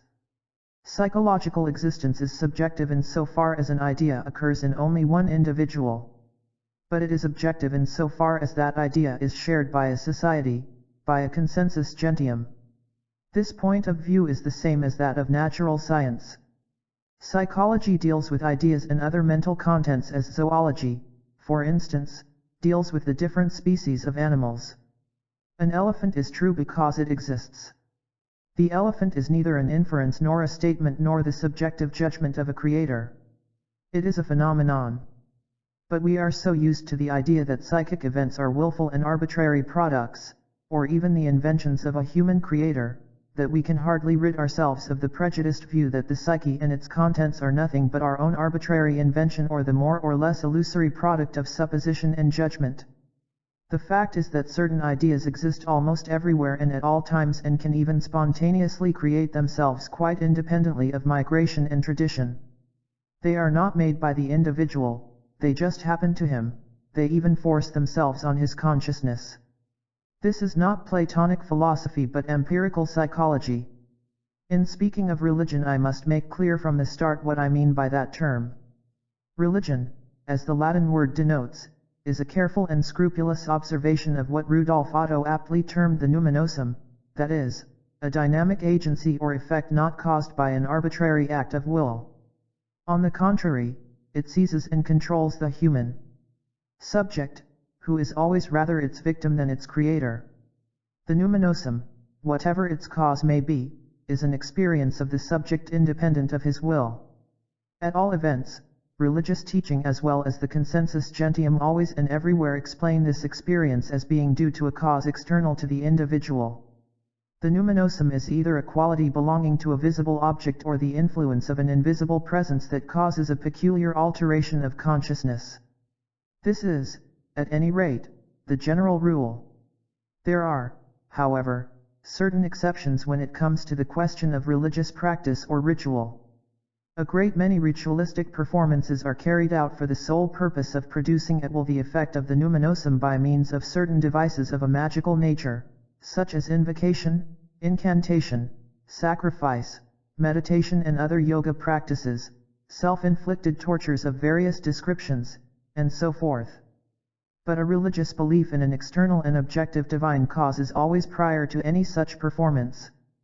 The Catholic Church, for instance, administers the sacraments for the purpose of bestowing their spiritual blessings upon the believer, but since this act would amount to enforcing the presence of divine grace by an indubitably magical procedure, it is logically argued that nobody can compel divine grace to be present in the sacramental act, but that it is nevertheless inevitably present since the sacrament is a divine institution which God would not have caused to be if he had not intended to lend it his support. Religion appears to me to be a peculiar attitude of mind which could be formulated in accordance with the original use of the word religio, which means a careful consideration and observation of certain dynamic factors that are conceived as powers, spirits, demons, gods, laws, ideas, ideals, or whatever name man has given to such factors in his world as he has found powerful, dangerous, or helpful enough to be taken into careful consideration, or grand, beautiful, and meaningful enough to be devoutly worshipped and loved. In colloquial speech one often says of somebody who is enthusiastically interested in a certain pursuit that he is almost religiously devoted to his cause. William James, for instance, remarks that a scientist often has no creed, but his temper is devout. I want to make clear that by the term religion I do not mean a creed. It is, however, true that every creed is originally based on the one hand upon the experience of the numinosum and on the other hand upon, that is to say, trust or loyalty, faith, and confidence in a certain experience of a numinous nature and in the change of consciousness that ensues. The conversion of Paul is a striking example of this. We might say, then, that the term religion designates the attitude peculiar to a consciousness which has been changed by experience of the numinosum. Creeds are codified and dogmatized forms of original religious experience. The contents of the experience have become sanctified and are usually congealed in a rigid, often elaborate, structure of ideas. The practice and repetition of the original experience have become a ritual and an unchangeable institution. This does not necessarily mean lifeless petrifaction. On the contrary, it may prove to be a valid form of religious experience for millions of people for thousands of years, without there arising any vital necessity to alter it. Although the Catholic Church has often been accused of particular rigidity, she nevertheless admits that dogma is a living thing and that its formulation is therefore capable of change and development. Even the number of dogmas is not limited and can be multiplied in the course of time. The same holds true of the ritual. Yet all changes and developments are determined within the framework of the facts as originally experienced, and this sets up a special kind of dogmatic content and emotional value. Even Protestantism, which has abandoned itself apparently to an almost unlimited emancipation from dogmatic tradition and codified ritual and has thus split into more than 400 denominations, even Protestantism is bound at least to be Christian and to express itself within the framework of the belief that God revealed himself in Christ, who suffered for mankind. This is a definite framework with definite contents which cannot be combined with or supplemented by Buddhist or Islamic ideas and feelings. Yet it is unquestionably true that not only Buddha and Mohammed, Confucius, and Zarathustra represent religious phenomena, but also Mithras, Attis, Cybele, Mani, Hermes, and the deities of many other exotic cults. The psychologist, if he takes up a scientific attitude, has to disregard the claim of every creed to be the unique and eternal truth. He must keep his eye on the human side of the religious problem, since he is concerned with the original religious experience quite apart from what the creeds have made of it. As I am a doctor and a specialist in nervous and mental diseases, my point of departure is not a creed but the psychology of the homo religiosus, that is, of the man who takes into account and carefully observes certain factors which influence him and his general condition. It is easy to designate and define these factors in accordance with historical tradition or ethnological knowledge, but to do the same thing from the standpoint of psychology is an uncommonly difficult task. What I can contribute to the question of religion is derived entirely from my practical experience, both with my patients and with so-called normal persons. As our experience with people depends to a large extent upon what we do with them, I can see no other way of proceeding than to give you at least a general idea of the line I take in my professional work. Since every neurosis is connected with man's most intimate life, there will always be some hesitation when a patient has to give a complete account of all the circumstances and complications which originally led him into a morbid condition. But why shouldn't he be able to talk freely? Why should he be afraid or shy or prudish? The reason is that he is carefully observing certain external factors which together constitute what one calls public opinion or respectability or reputation. And even if he trusts his doctor and is no longer shy of him, he will be reluctant or even afraid to admit certain things to himself, as if it were dangerous to become conscious of himself. One is usually afraid of things that seem to be overpowering. But is there anything in man that is stronger than himself? We should not forget that every neurosis entails a corresponding amount of demoralization. If a man is neurotic, he has lost confidence in himself. A neurosis is a humiliating defeat and is felt as such by people who are not entirely unconscious of their own psychology. And one is defeated by something unreal. Doctors may have assured the patient, long ago, that there is nothing the matter with him, that he does not suffer from a real heart disease or from a real cancer. His symptoms are quite imaginary. The more he believes that he is a malade imaginaire, the more a feeling of inferiority permeates his whole personality. If my symptoms are imaginary, he will say, where have I picked up this confounded imagination and why should I put up with such a perfect nuisance? It is indeed pathetic to have an intelligent man almost imploringly assure you that he is suffering from an intestinal cancer and declare at the same time in a despondent voice that of course he knows his cancer is a purely imaginary affair. Our usual materialistic conception of the psyche is, I am afraid, not particularly helpful in cases of neurosis. If only the soul were endowed with a subtle body, then one could at least say that this breath or vapor body was suffering from a real though somewhat ethereal cancer, in the same way as the gross material body can succumb to a cancerous disease. That, at least, would be something real.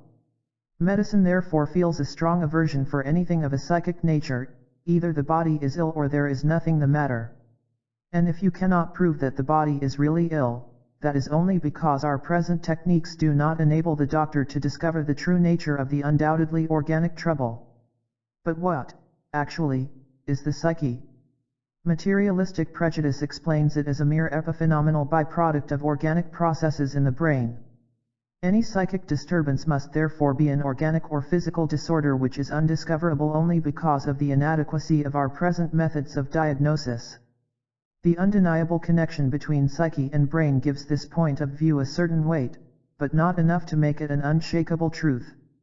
We do not know whether there is a real disturbance of the organic processes in the brain in a case of neurosis, and if there are disorders of an endocrine nature it is impossible to say whether they might not be effects rather than causes. On the other hand, it cannot be doubted that the real causes of neurosis are psychological. Not so long ago it was very difficult to imagine how an organic or physical disorder could be relieved by quite simple psychological means, yet in recent years medical science has recognized a whole class of diseases, the psychosomatic disorders, in which the patient's psychology plays the essential part. Since my readers may not be familiar with these medical facts, I may instance a case of hysterical fever, with a temperature of degree, which was cured in a few minutes through confession of the psychological cause. A patient with psoriasis extending over practically the whole body was told that I did not feel competent to treat his skin trouble, but that I should concentrate on his psychological conflicts, which were numerous. After 6 weeks of intense analysis and discussion of his purely psychological difficulties, there came about as an unexpected byproduct the almost complete disappearance of the skin disease. In another case, the patient had recently undergone an operation for distension of the colon. 40 centimeters of it had been removed, but this was followed by another extraordinary distension. The patient was desperate and refused to permit a second operation, though the surgeon thought it vital. As soon as certain intimate psychological facts were discovered, the colon began to function normally again. Such experiences make it exceedingly difficult to believe that the psyche is nothing, or that an imaginary fact is unreal. Only, it is not there where a nearsighted mind seeks it. It exists, but not in physical form. It is an almost absurd prejudice to suppose that existence can only be physical. As a matter of fact, the only form of existence of which we have immediate knowledge is psychic. We might well say, on the contrary, that physical existence is a mere inference, since we know of matter only in so far as we perceive psychic images mediated by the senses. We are surely making a great mistake when we forget this simple yet fundamental truth. Even if a neurosis had no cause at all other than imagination, it would, nonetheless, be a very real thing.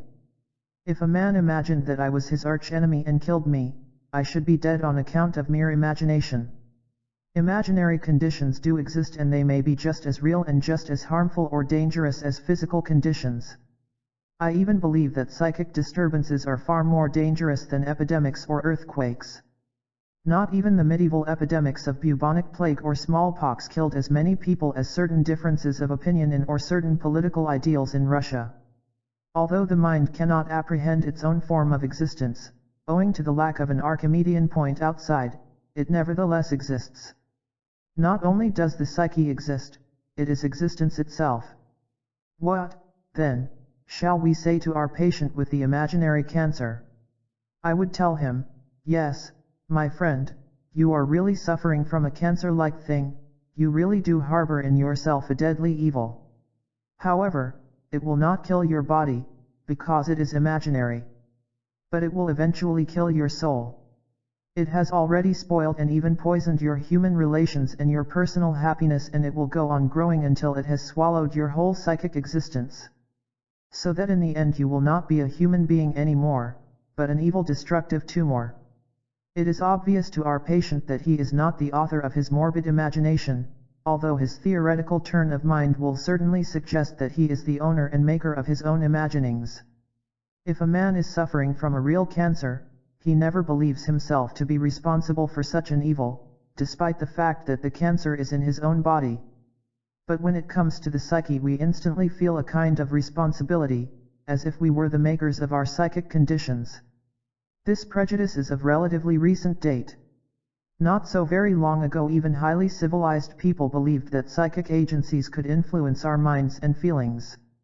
There were ghosts, wizards and witches, demons and angels, and even gods, who could produce certain psychological changes in human beings. In former times, the man with the idea that he had cancer might have felt quite differently about his idea. He would probably have assumed that somebody had worked witchcraft against him, or that he was possessed. He never would have thought of himself as the originator of such a fantasy. As a matter of fact, I take his cancer to be a spontaneous growth, which originated in the part of the psyche that is not identical with consciousness. It appears as an autonomous formation intruding upon consciousness. Of consciousness one might say that it is our own psychic existence, but the cancer has its own psychic existence, independent of ourselves. This statement seems to formulate the observable facts completely. If we submit such a case to an association experiment, we soon discover that he is not master in his own house. His reactions will be delayed, altered, suppressed, or replaced by autonomous intruders. There will be a number of stimulus words which cannot be answered by his conscious intention. They will be answered by certain autonomous contents, which are very often unconscious even to himself. In our case, we shall certainly discover answers that come from the psychic complex at the root of the cancer idea. Whenever a stimulus word touches something connected with the hidden complex, the reaction of the conscious ego will be disturbed, or even replaced, by an answer coming from the complex. It is just as if the complex were an autonomous being capable of interfering with the intentions of the ego. Complexes do indeed behave like secondary or partial personalities possessing a mental life of their own. Many complexes are split off from consciousness because the latter preferred to get rid of them by repression. But there are others that have never been in consciousness before and therefore could never have been arbitrarily repressed. They grow out of the unconscious and invade the conscious mind with their weird and unassailable convictions and impulses. Our patient belonged to the latter category. Despite his culture and intelligence, he was a helpless victim of something that obsessed and possessed him. He was unable to help himself in any way against the demonic power of his morbid idea. It proliferated in him like a carcinoma. One day the idea appeared, and from then on it remained unshakable. There were only short intervals when he was free from it. The existence of such cases does something to explain why people are afraid of becoming conscious of themselves. There might really be something behind the screen, one never knows, and so people prefer to consider and observe carefully the factors external to their consciousness. In most people there is a sort of primitive with regard to the possible contents of the unconscious. Beneath all natural shyness, shame, and tact, there is a secret fear of the unknown perils of the soul. Of course one is reluctant to admit such a ridiculous fear. But one should realize that this fear is by no means unjustified, on the contrary, it is only too well founded. We can never be sure that a new idea will not seize either upon ourselves or upon our neighbors.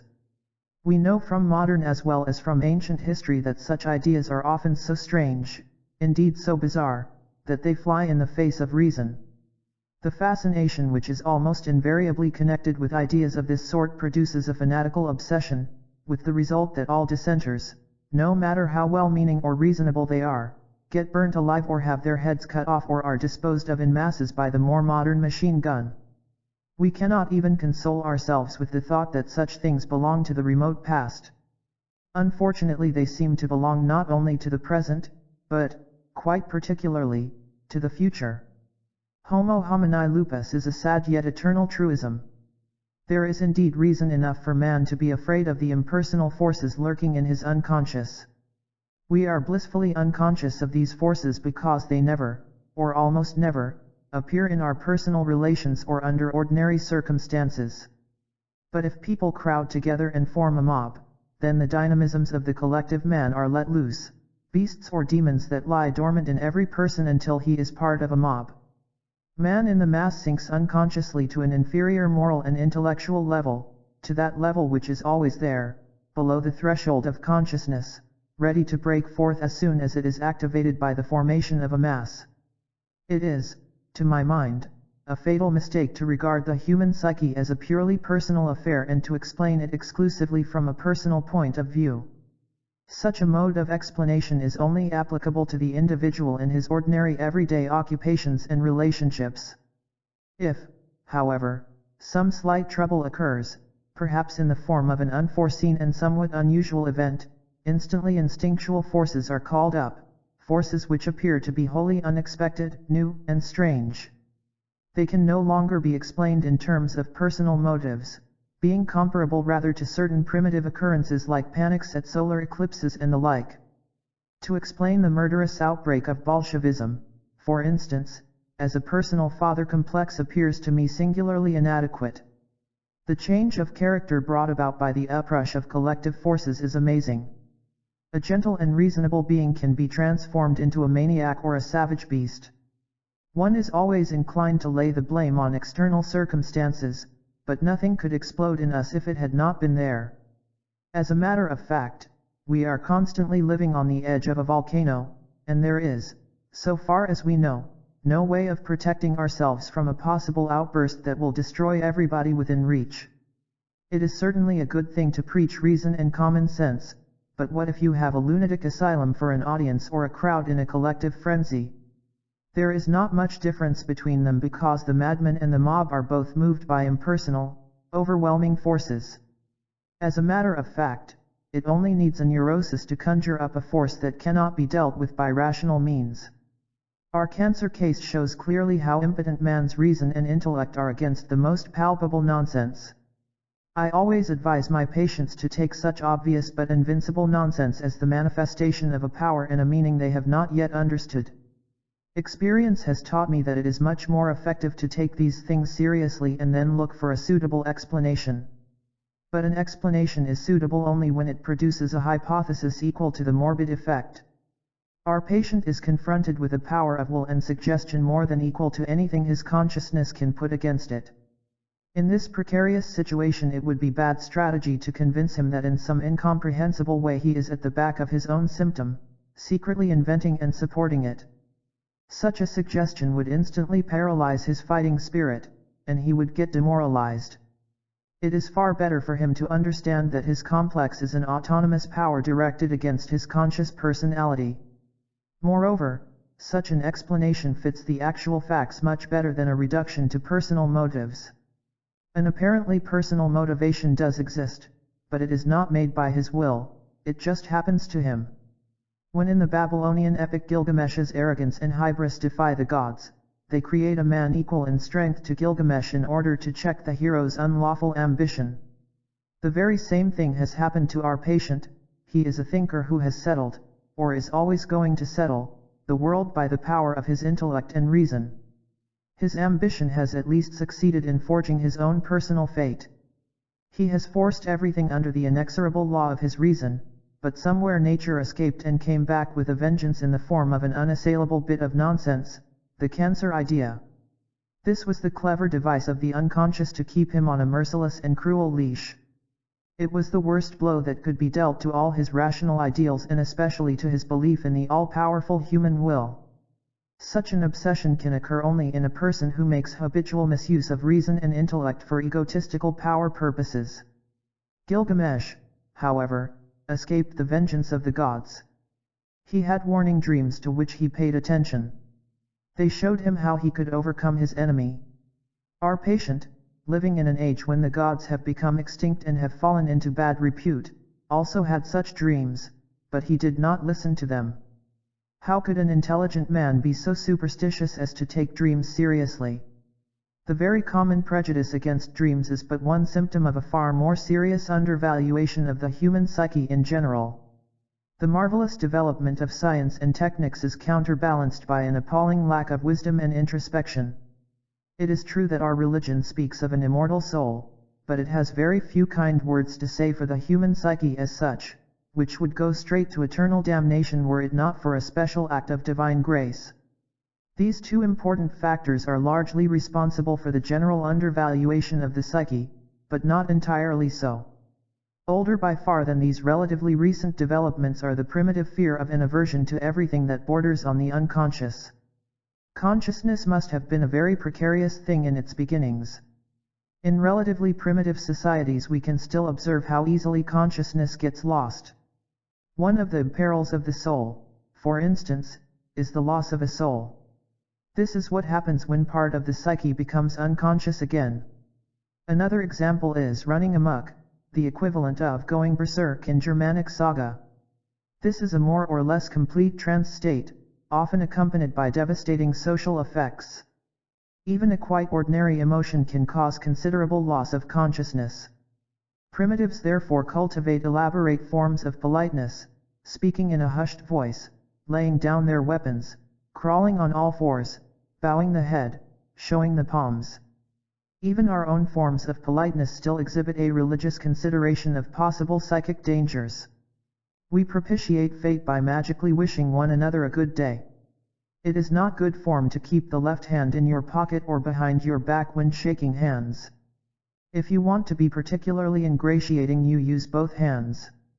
Before people of great authority we bow with uncovered head, i.e., we offer our head unprotected in order to propitiate the powerful one, who might quite easily fall sudden prey to a fit of uncontrollable violence. In war dances primitives can become so excited that they may even shed blood. The life of the primitive is filled with constant regard for the ever-lurking possibility of psychic danger, and the procedures employed to diminish the risks are very numerous. The setting up of tabooed areas is an outward expression of this fact. The innumerable taboos are delimited psychic areas which are meticulously and fearfully observed. I once made a terrific mistake when I was with a tribe on the southern slopes of Mount Elgon, in East Africa. I wanted to inquire about the ghost houses I frequently found in the woods, and during a palaver I mentioned the word Saleltini, meaning ghost. Instantly everybody was silent and painfully embarrassed. They all looked away from me because I had spoken aloud a carefully hushed-up word, and had thus invited most dangerous consequences. I had to change the subject in order to be able to continue the meeting. The same men assured me that they never had dreams, they were the prerogative of the chief and of the medicine man. The medicine man then confessed to me that he no longer had any dreams either, they had the district commissioner instead. Since the English are in the country we have no dreams anymore, he said. The district commissioner knows everything about war and diseases, and about where we have got to live. This strange statement is based on the fact that dreams were formerly the supreme political guide, the voice of Jung, God. Therefore it would have been unwise for an ordinary man to suggest that he had dreams. Dreams are the voice of the unknown, ever threatening new schemes, new dangers, sacrifices, warfare, and other troublesome things. An African Negro once dreamt that his enemies had taken him prisoner and burnt him alive. The next day he called his relatives together and implored them to burn him. They consented so far as to bind his feet together and put them in the fire. He was of course badly crippled but had escaped his foes. There are any amount of magical rites that exist for the sole purpose of erecting a defense against the unexpected, dangerous tendencies of the unconscious. The peculiar fact that the dream is a divine voice and messenger and yet an unending source of trouble does not disturb the primitive mind in the least. We find obvious remnants of this primitive thinking in the psychology of the Hebrew prophets. Often enough they hesitate to listen to the voice. And it was, we must admit, rather hard on a pious man like Hosea to marry a harlot in order to obey the Lord's command. Since the dawn of humanity there has been a marked tendency to limit this unruly and arbitrary supernatural influence by means of definite forms and laws. And this process has continued throughout history in the form of a multiplication of rites, institutions, and beliefs. During the last 2,000 years we find the institution of the Christian Church taking over a mediating and protective function between these influences and man. It is not denied in medieval ecclesiastical writings that a divine influx may occur in dreams, but this view is not exactly encouraged, and the Church reserves the right to decide whether a revelation is to be considered authentic or not. In spite of the Church's recognition that certain dreams are sent by God, she is disinclined, and even averse, to any serious concern with dreams, while admitting that some might conceivably contain an immediate revelation. Thus the change of mental attitude that has taken place in recent centuries is, from this point of view at least, not wholly unwelcome to the Church, because it effectively discouraged the earlier introspective attitude which favored a serious consideration of dreams and inner experiences. Protestantism, having pulled down so many walls carefully erected by the Church, immediately began to experience the disintegrating and schismatic effect of individual revelation. As soon as the dogmatic fence was broken down and the ritual lost its authority, man had to face his inner experience without the protection and guidance of dogma and ritual, which are the very quintessence of Christian as well as of pagan religious experience. Protestantism has, in the main, lost all the finer shades of traditional Christianity, the Mass, confession, the greater part of the liturgy, and the vicarious function of priesthood. I must emphasize that this statement is not a value judgment and is not intended to be one. I merely state the facts. Protestantism has, however, intensified the authority of the Bible as a substitute for the lost authority of the Church. But as history has shown, one can interpret certain biblical texts in many ways. Nor has scientific criticism of the New Testament been very helpful in enhancing belief in the divine character of the Holy Scriptures. It is also a fact that under the influence of a so-called scientific enlightenment great masses of educated people have either left the Church or become profoundly indifferent to it. If they were all dull rationalists or neurotic intellectuals the loss would not be regrettable. But many of them are religious people, only incapable of agreeing with the existing forms of belief. Otherwise, one could hardly explain the remarkable effect of the Buckman movement on the more or less educated Protestant classes. The Catholic who has turned his back on the Church usually develops a secret or manifest leaning towards atheism, whereas the Protestant follows, if possible, a sectarian movement. The absolutism of the Catholic Church seems to demand an equally absolute negation, whereas Protestant relativism permits of variations. It may perhaps be thought that I have gone a bit too far into the history of Christianity, and for no other purpose than to explain the prejudice against dreams and inner experiences. But what I have just said might have been part of my conversation with our cancer patient. I told him that it would be better to take his obsession seriously instead of reviling it as pathological nonsense. But to take it seriously would mean acknowledging it as a sort of diagnostic statement of the fact that, in a psyche which really existed, trouble had arisen in the form of a cancer-like growth. But, he will certainly ask, what could that growth be? And I shall answer, I do not know, as indeed I do not. Although, as I mentioned before, it is surely a compensatory or complementary unconscious formation, nothing is yet known about its specific nature or about its content. It is a spontaneous manifestation of the unconscious, based on contents which are not to be found in consciousness. My patient is now very curious how I shall set about getting at the contents that form the root of the obsession. I then inform him, at the risk of shocking him severely, that his dreams will provide us with all the necessary information. We will take them as if they issued from an intelligent, purposive, and, as it were, personal source. This is of course a bold hypothesis and at the same time an adventure, because we are going to give extraordinary credit to a discredited entity, the psyche, whose very existence is still denied by not a few contemporary psychologists as well as by philosophers. A famous anthropologist, when I showed him my way of proceeding, made the typical remark, "That's all very interesting indeed, but dangerous." Yes, I admit it is dangerous, just as dangerous as a neurosis. If you want to cure a neurosis you have to risk something. To do something without taking a risk is merely ineffectual, as we know only too well. A surgical operation for cancer is a risk too, and yet it has to be done. For the sake of better understanding I have often felt tempted to advise my patients to think of the psyche as a subtle body in which subtle tumors can grow.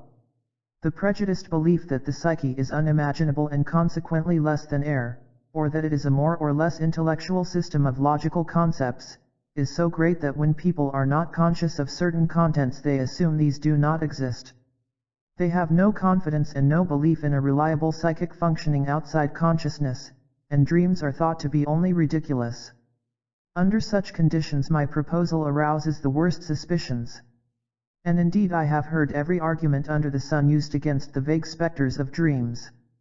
Yet in dreams we find, without any profound analysis, the same conflicts and complexes whose existence can also be demonstrated by the association test.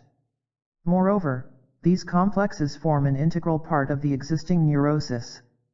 We have, therefore, reason to believe that dreams can give us at least as much information as the association test can about the content of a neurosis. As a matter of fact, they give very much more. The symptom is like the shoot above ground, yet the main plant is an extended rhizome underground. The rhizome represents the content of a neurosis, it is the matrix of complexes, of symptoms, and of dreams. We have every reason to believe that dreams mirror exactly the underground processes of the psyche. And if we get there, we literally get at the roots of the disease. As it is not my intention to go any further into the psychopathology of neuroses, I propose to choose another case as an example of how dreams reveal the unknown inner facts of the psyche and of what these facts consist. The dreamer was another intellectual, of remarkable intelligence and learning. He was neurotic and was seeking my help because he felt that his neurosis had become overpowering and was slowly but surely undermining his morale. Fortunately his intellectual integrity had not yet suffered and he had the free use of his fine intelligence. For this reason I set him the task of observing and recording his dreams himself. The dreams were not analyzed or explained to him and it was only very much later that we began their analysis. Thus the dreams I am going to relate have not been tampered with at all. They represent an entirely uninfluenced natural sequence of events. The patient had never read any psychology, much less any analytical psychology. Since the series consists of over 400 dreams, I could not possibly convey an impression of the whole material, but I have published elsewhere a selection of 74 dreams containing motifs of special religious interest. The dreamer, it should be said, was a Catholic by education, but no longer a practicing one, nor was he interested in religious problems. He was one of those scientifically minded intellectuals who would be simply amazed if anybody should saddle them with religious views of any kind. If one holds that the unconscious has a psychic existence independent of consciousness, a case such as that of our dreamer might be of particular interest, provided we are not mistaken in our conception of the religious character of certain dreams. And if one lays stress on the conscious mind alone and does not credit the unconscious with an independent existence, it will be interesting to find out whether or not the dreams really derive their material from conscious contents. Should the facts favor the hypothesis of the unconscious, one could then use dreams as possible sources of information about the religious tendencies of the unconscious. One cannot expect dreams to speak of religion as we know it. There are, however, 2 dreams among the 400 that obviously deal with religion. I will now give the text which the dreamer himself had taken down. All the houses have something theatrical about them, with stage scenery and decorations. The name of Bernard Shaw is mentioned. The play is supposed to take place in the distant future. There is a notice in English and German on one of the sets. This is the Universal Catholic Church. It is the Church of the Lord. All those who feel that they are the instruments of the Lord may enter. Under this is printed in smaller letters, "The church was founded by Jesus and Paul," like a firm advertising its long standing. I say to my friend, "Come on, let's have a look at this."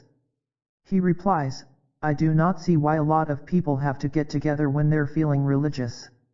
I answer, "As a Protestant you will never understand." A woman nods emphatic approval. Then I see a sort of proclamation on the wall of the church. It runs, "Soldiers, when you feel you are under the power of the Lord, do not address him directly. The Lord cannot be reached by words. We also strongly advise you not to indulge in any discussions among yourselves concerning the attributes of the Lord. It is futile, for everything valuable and important is ineffable. Signed, Pope." Now we go in. The interior resembles a mosque, more particularly the Hagia Sophia. No seats, wonderful effect of space, no images, only framed texts decorating the walls, like the Quran texts in the Hagia Sophia. One of the texts reads, "Do not flatter your benefactor." The woman who had nodded approval bursts into tears and cries, "Then there's nothing left." I reply, "I find it quite right," but she vanishes. At first I stand with a pillar in front of me and can see nothing.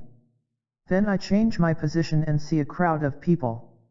I do not belong to them and stand alone. But they are quite clear, so that I can see their faces. They all say in unison, "We confess that we are under the power of the Lord.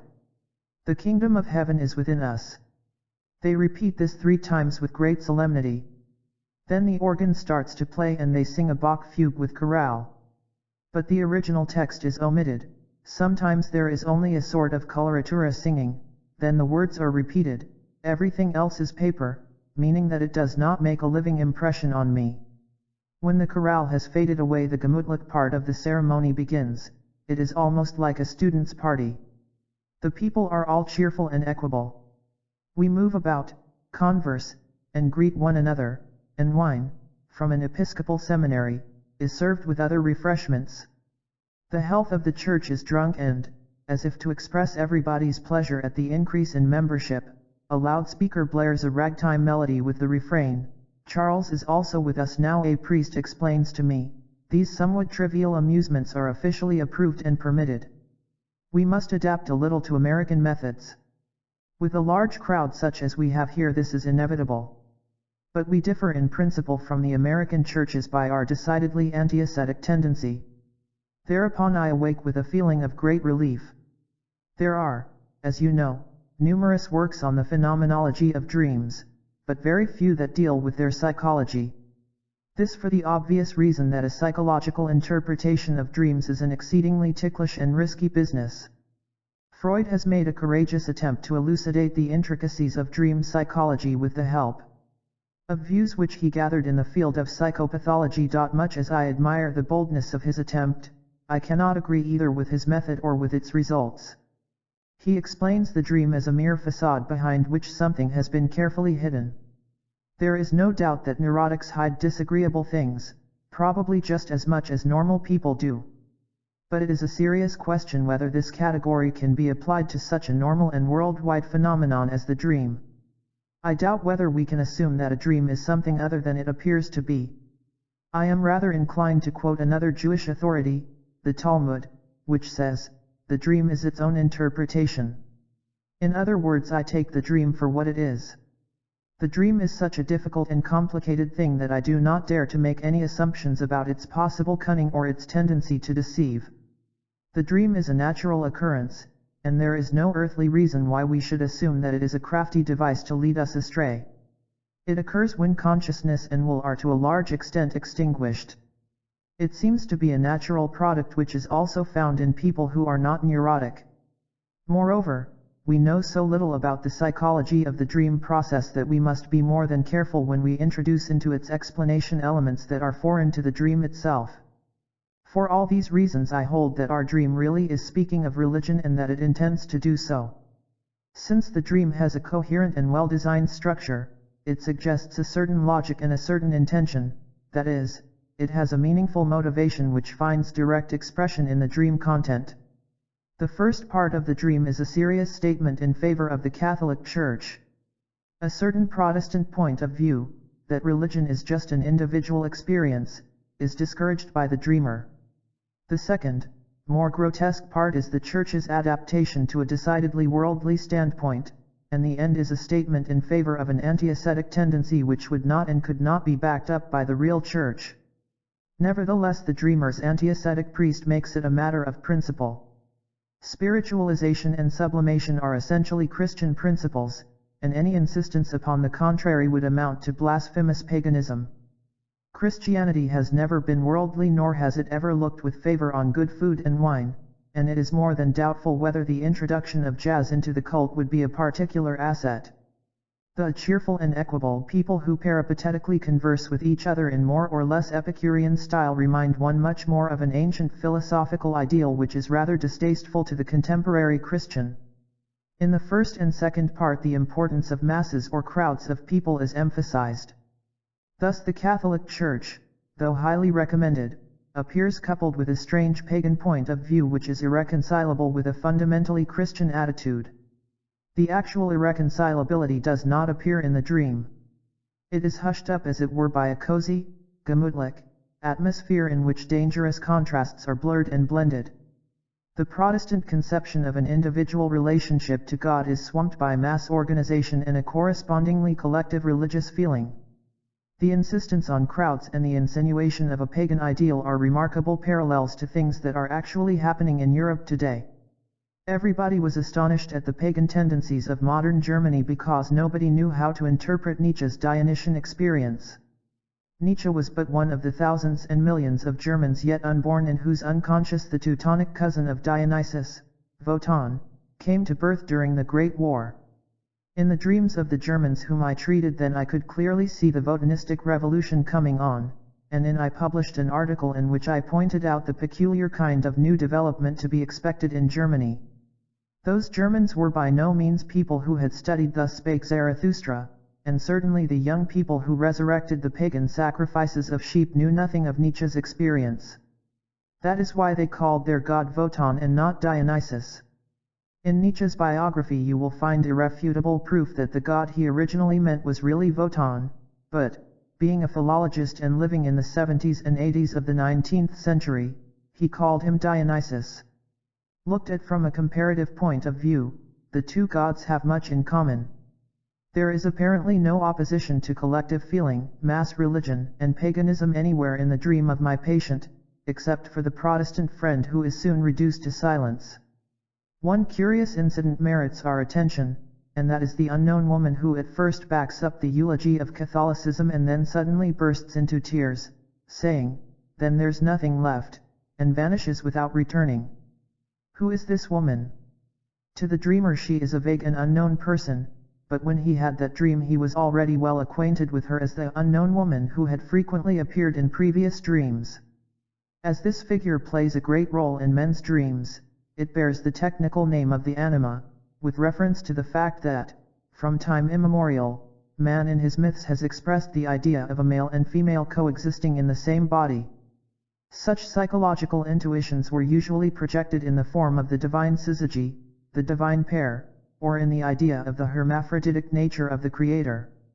Edward Maitland, the biographer of Anna Kingsford, relates in our own day an inner experience of the bisexual nature of the deity.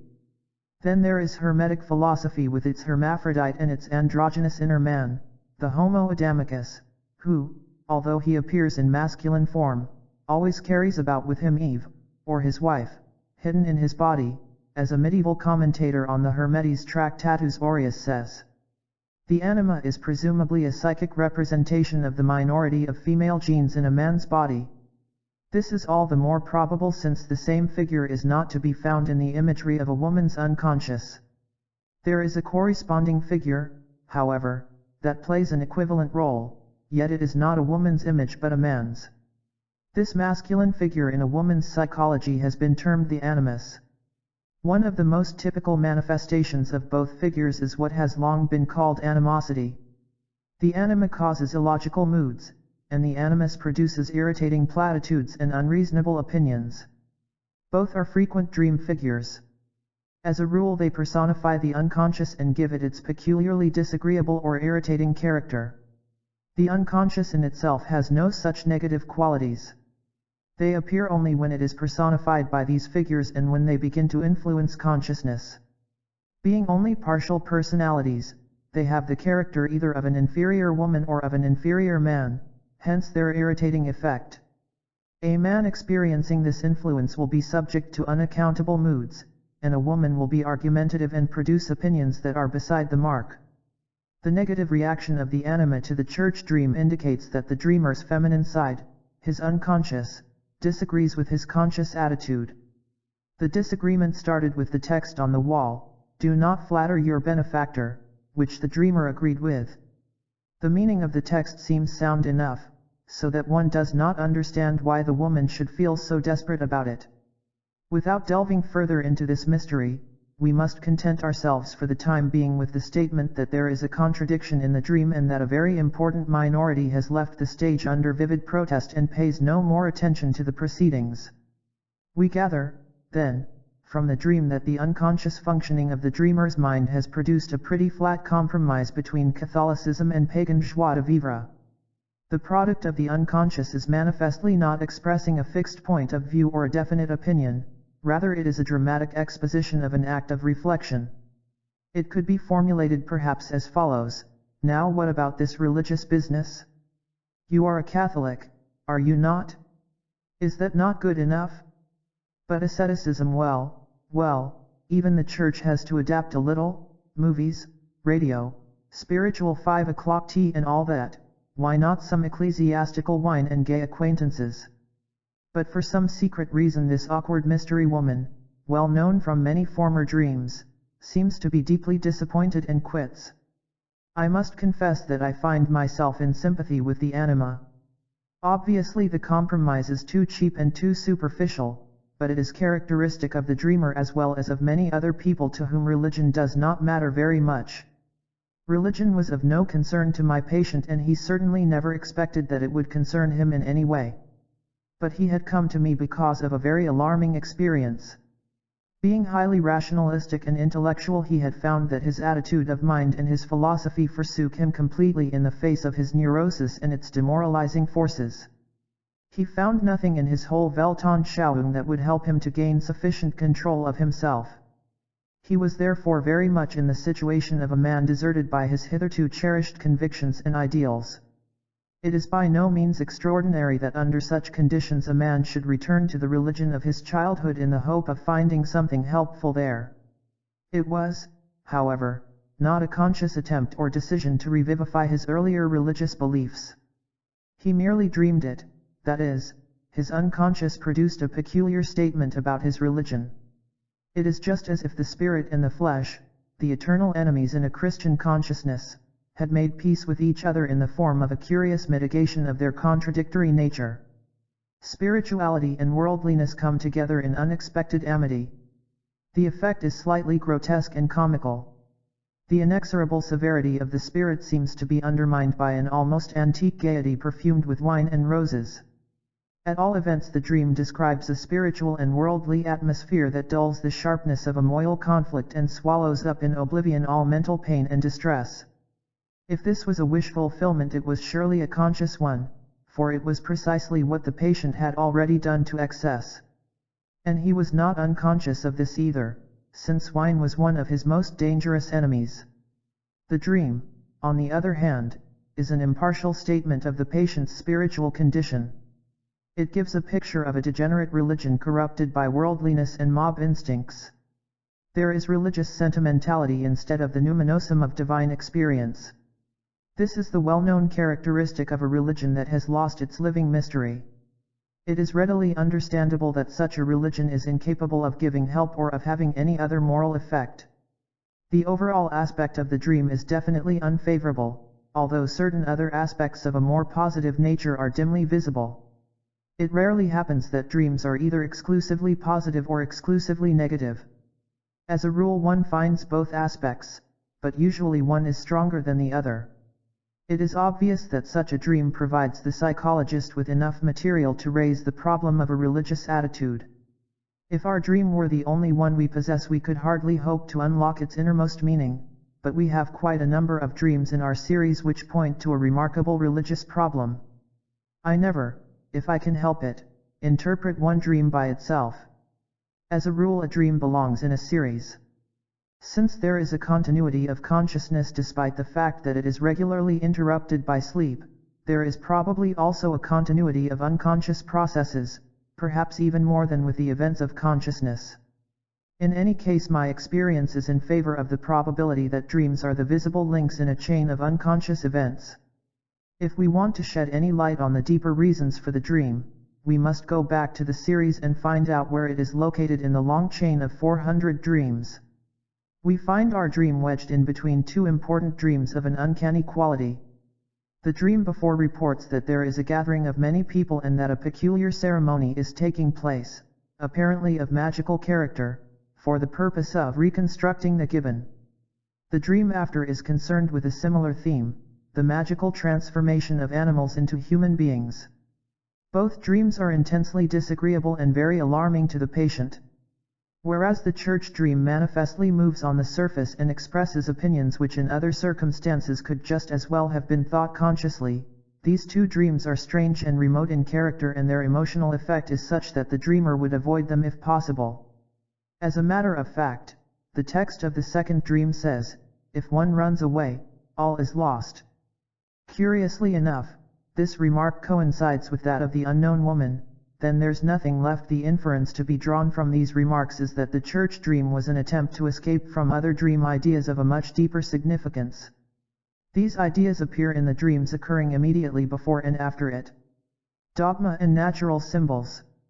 The first of these dreams, the one preceding the church dream, speaks of a ceremony whereby an ape is to be reconstructed. To explain this point sufficiently would require too many details. I must, therefore, restrict myself to the mere statement that the ape refers to the dreamer's instinctual personality, which he had completely neglected in favor of an exclusively intellectual attitude. The result had been that his instincts got the better of him and attacked him at times in the form of uncontrollable outbursts. The reconstruction of the ape means the rebuilding of the instinctual personality within the framework of the hierarchy of consciousness. Such a reconstruction is only possible if accompanied by important changes in the conscious attitude. The patient was naturally afraid of the tendencies of the unconscious, because hitherto they had revealed themselves to him in their most unfavorable form. The church dream that followed represents an attempt to seek refuge from this fear in the shelter of a church religion. The third dream, in speaking of the transformation of animals into human beings, obviously continues the theme of the first one. That is, the ape is reconstructed solely for the purpose of being transformed later into a human being. In other words, the patient has to undergo an important change through the reintegration of his hitherto split-off instinctuality, and is thus to be made over into a new man. The modern mind has forgotten those old truths that speak of the death of the old man and the making of a new one, of spiritual rebirth and such like old-fashioned mystical absurdities. My patient, being a scientist of today, was more than once seized by panic when he realized how much he was gripped by such thoughts. He was afraid he was going mad, whereas the man of 2,000 years ago would have welcomed such dreams and rejoiced in the hope of a magical rebirth and renewal of life. But our modern attitude looks back arrogantly upon the mists of superstition and of medieval or primitive credulity, entirely forgetting that we carry the whole living past in the lower stories of the skyscraper of rational consciousness.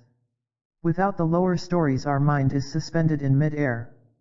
No wonder it gets nervous. The true history of the mind is not preserved in learned volumes but in the living psychic organism of every individual. I must admit, however, that the idea of renewal took on shapes that could easily shock a modern mind. It is indeed difficult, if not impossible, to connect rebirth, as we understand it, with the way it is depicted in the dreams. But before we discuss the strange and unexpected transformation there hinted at, we should turn our attention to the other manifestly religious dream to which I alluded before. While the church dream comes relatively early in the long series, the following dream belongs to the later stages of the process. This is the literal text. I come to a strange, solemn house, the house of the gathering. Many candles are burning in the background, arranged in a peculiar pattern with 4 points running upward. Outside, at the door of the house, an old man is posted. People are going in. They say nothing and stand motionless in order to collect themselves inwardly. The man at the door says of the visitors to the house, when they come out again they are cleansed. I go into the house myself and find I can concentrate perfectly.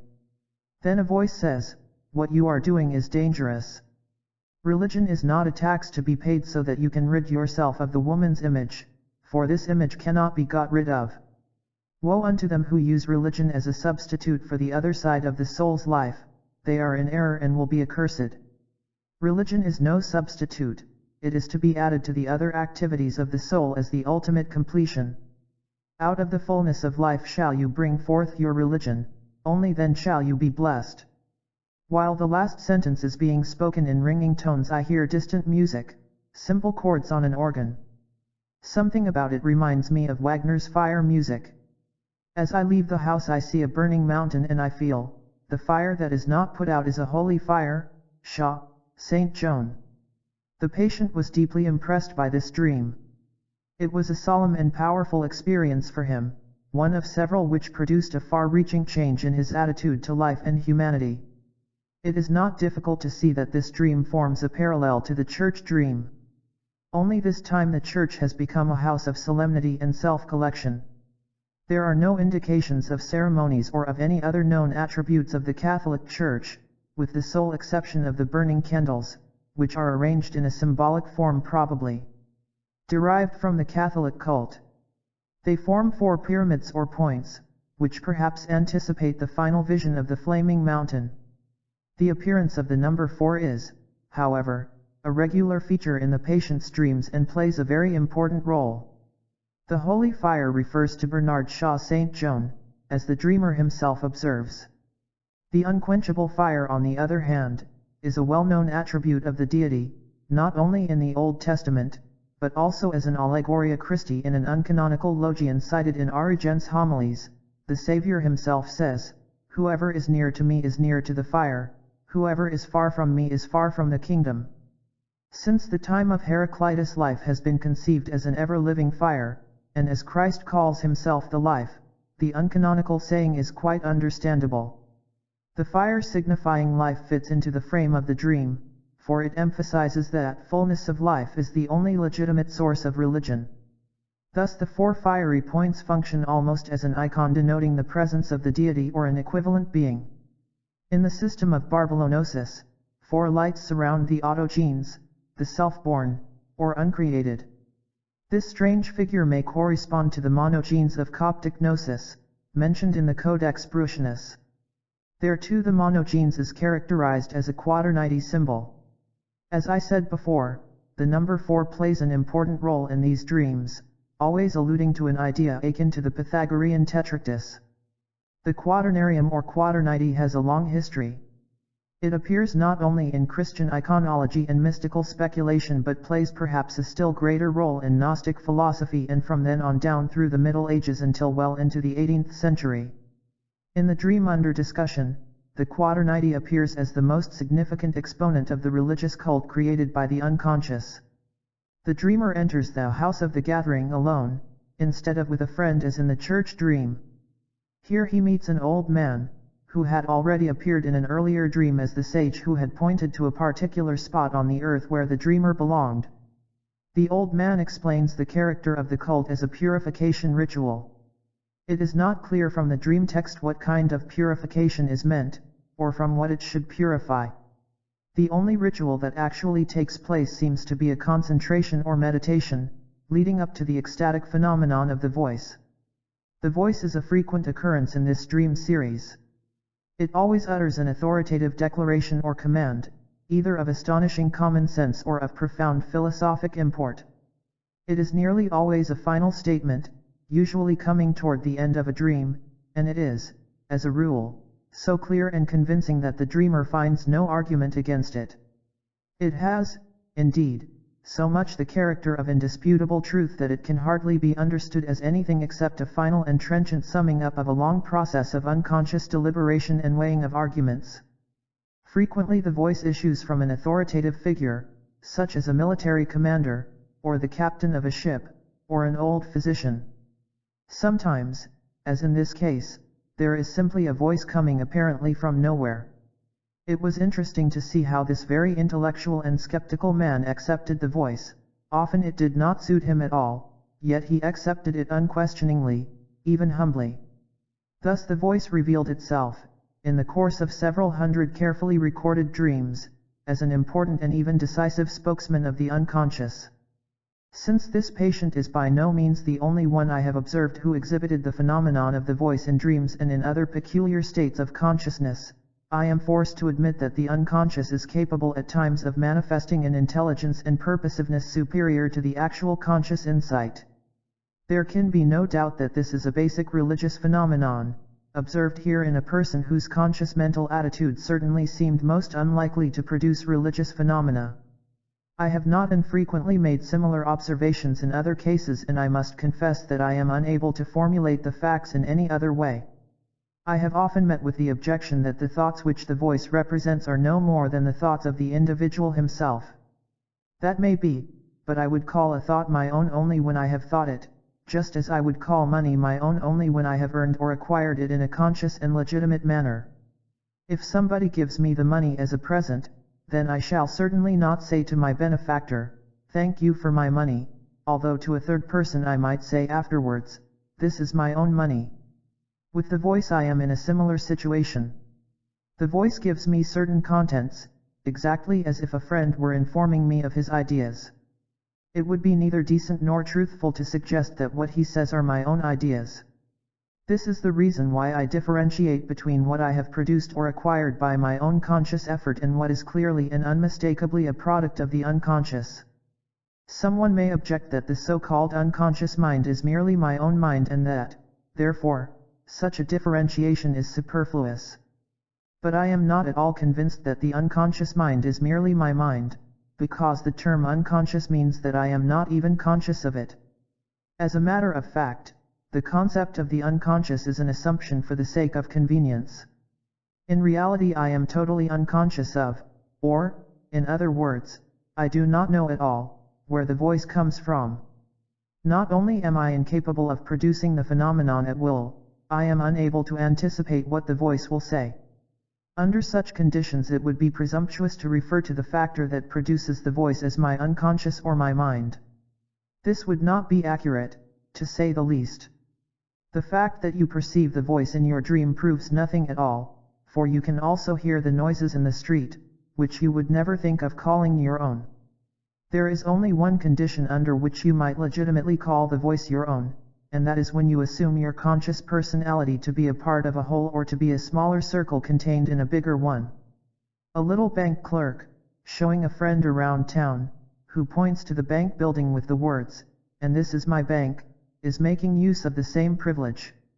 We may suppose that human personality consists of two things: first, consciousness and whatever this covers, and second, an indefinitely large hinterland of unconscious psyche.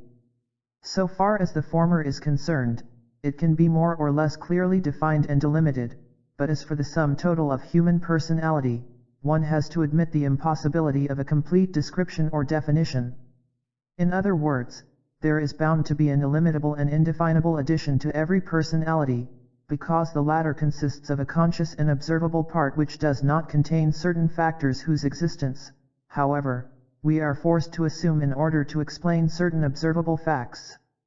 The unknown factors form what we call the unconscious part of the personality. Of what those factors consist we have no idea, since we can observe only their effects. We may assume that they are of a psychic nature comparable to that of conscious contents, yet there is no certainty about this. But if we suppose such a likeness we can hardly refrain from going further. Since psychic contents are conscious and perceivable only when they are associated with an ego, the phenomenon of the voice, having a strongly personal character, may also issue from a center, but a center which is not identical with the conscious ego. Such reasoning is permissible if we conceive of the ego as being subordinated to, or contained in, a supraordinate self as center of the total, illimitable, and indefinable psychic personality. I do not enjoy philosophical arguments that amuse by their own complications. Although my argument may seem abstruse, it is at least an honest attempt to formulate the observed facts. To put it simply, one could say, since we do not know everything, practically every experience, fact, or object contains something unknown. Hence, if we speak of the totality of an experience, the word totality can refer only to the conscious part of it. As we cannot assume that our experience covers the totality of the object, it is clear that its absolute totality must necessarily contain the part that has not been experienced. The same holds true, as I have mentioned, of every experience and also of the psyche, whose absolute totality covers a greater area than consciousness. In other words, the psyche is no exception to the general rule that the universe can be established only so far as our psychic organism permits. My psychological experience has shown time and again that certain contents issue from a psyche that is more complete than consciousness. They often contain a superior analysis or insight or knowledge which consciousness has not been able to produce. We have a suitable word for such occurrences: intuition. In uttering this word most people have an agreeable feeling, as if something had been settled. But they never consider that you do not make an intuition. On the contrary, it always comes to you, you have a hunch, it has come of itself, and you only catch it if you are clever or quick enough. Consequently, I explain the voice, in the dream of the sacred house, as a product of the more complete personality of which the dreamer's conscious self is a part, and I hold that this is the reason why the voice shows an intelligence and a clarity superior to the dreamer's actual consciousness. This superiority is the reason for the absolute authority of the voice. The message of the voice contains a strange criticism of the dreamer's attitude. In the church dream, he made an attempt to reconcile the two sides of life by a kind of cheap compromise. As we know, the unknown woman, the anima, disagreed and left the scene. In the present dream the voice seems to have taken the place of the anima, making not a merely emotional protest but a masterful statement on two kinds of religion.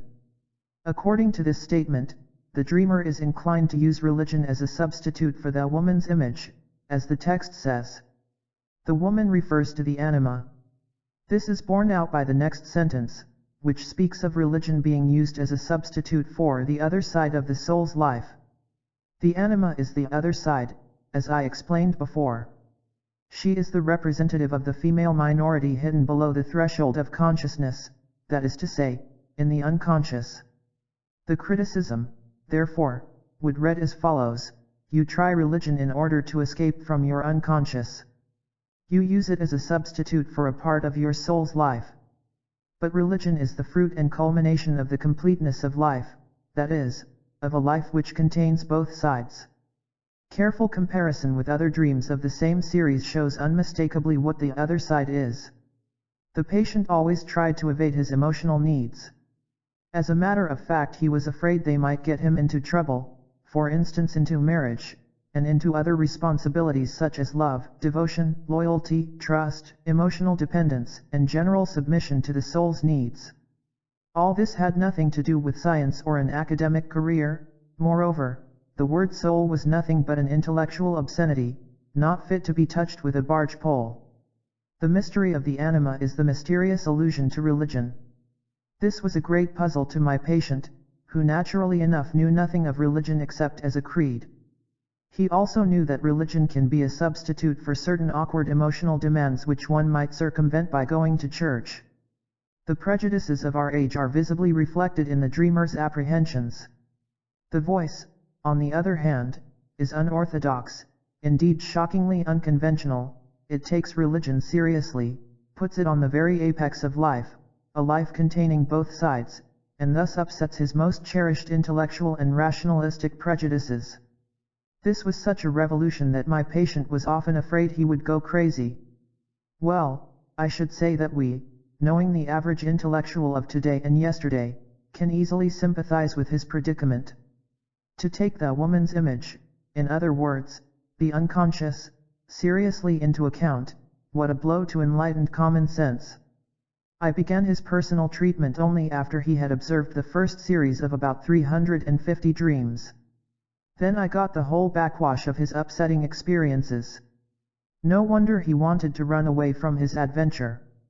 But, fortunately, the man had religio, that is, he carefully took account of his experience and he had enough, or loyalty to his experience, to enable him to hang on to it and continue it. He had the great advantage of being neurotic, and so, whenever he tried to be disloyal to his experience or to deny the voice, the neurotic condition instantly came back.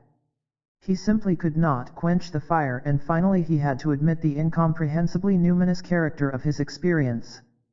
He had to confess that the unquenchable fire was holy. This was the sine qua non of his cure.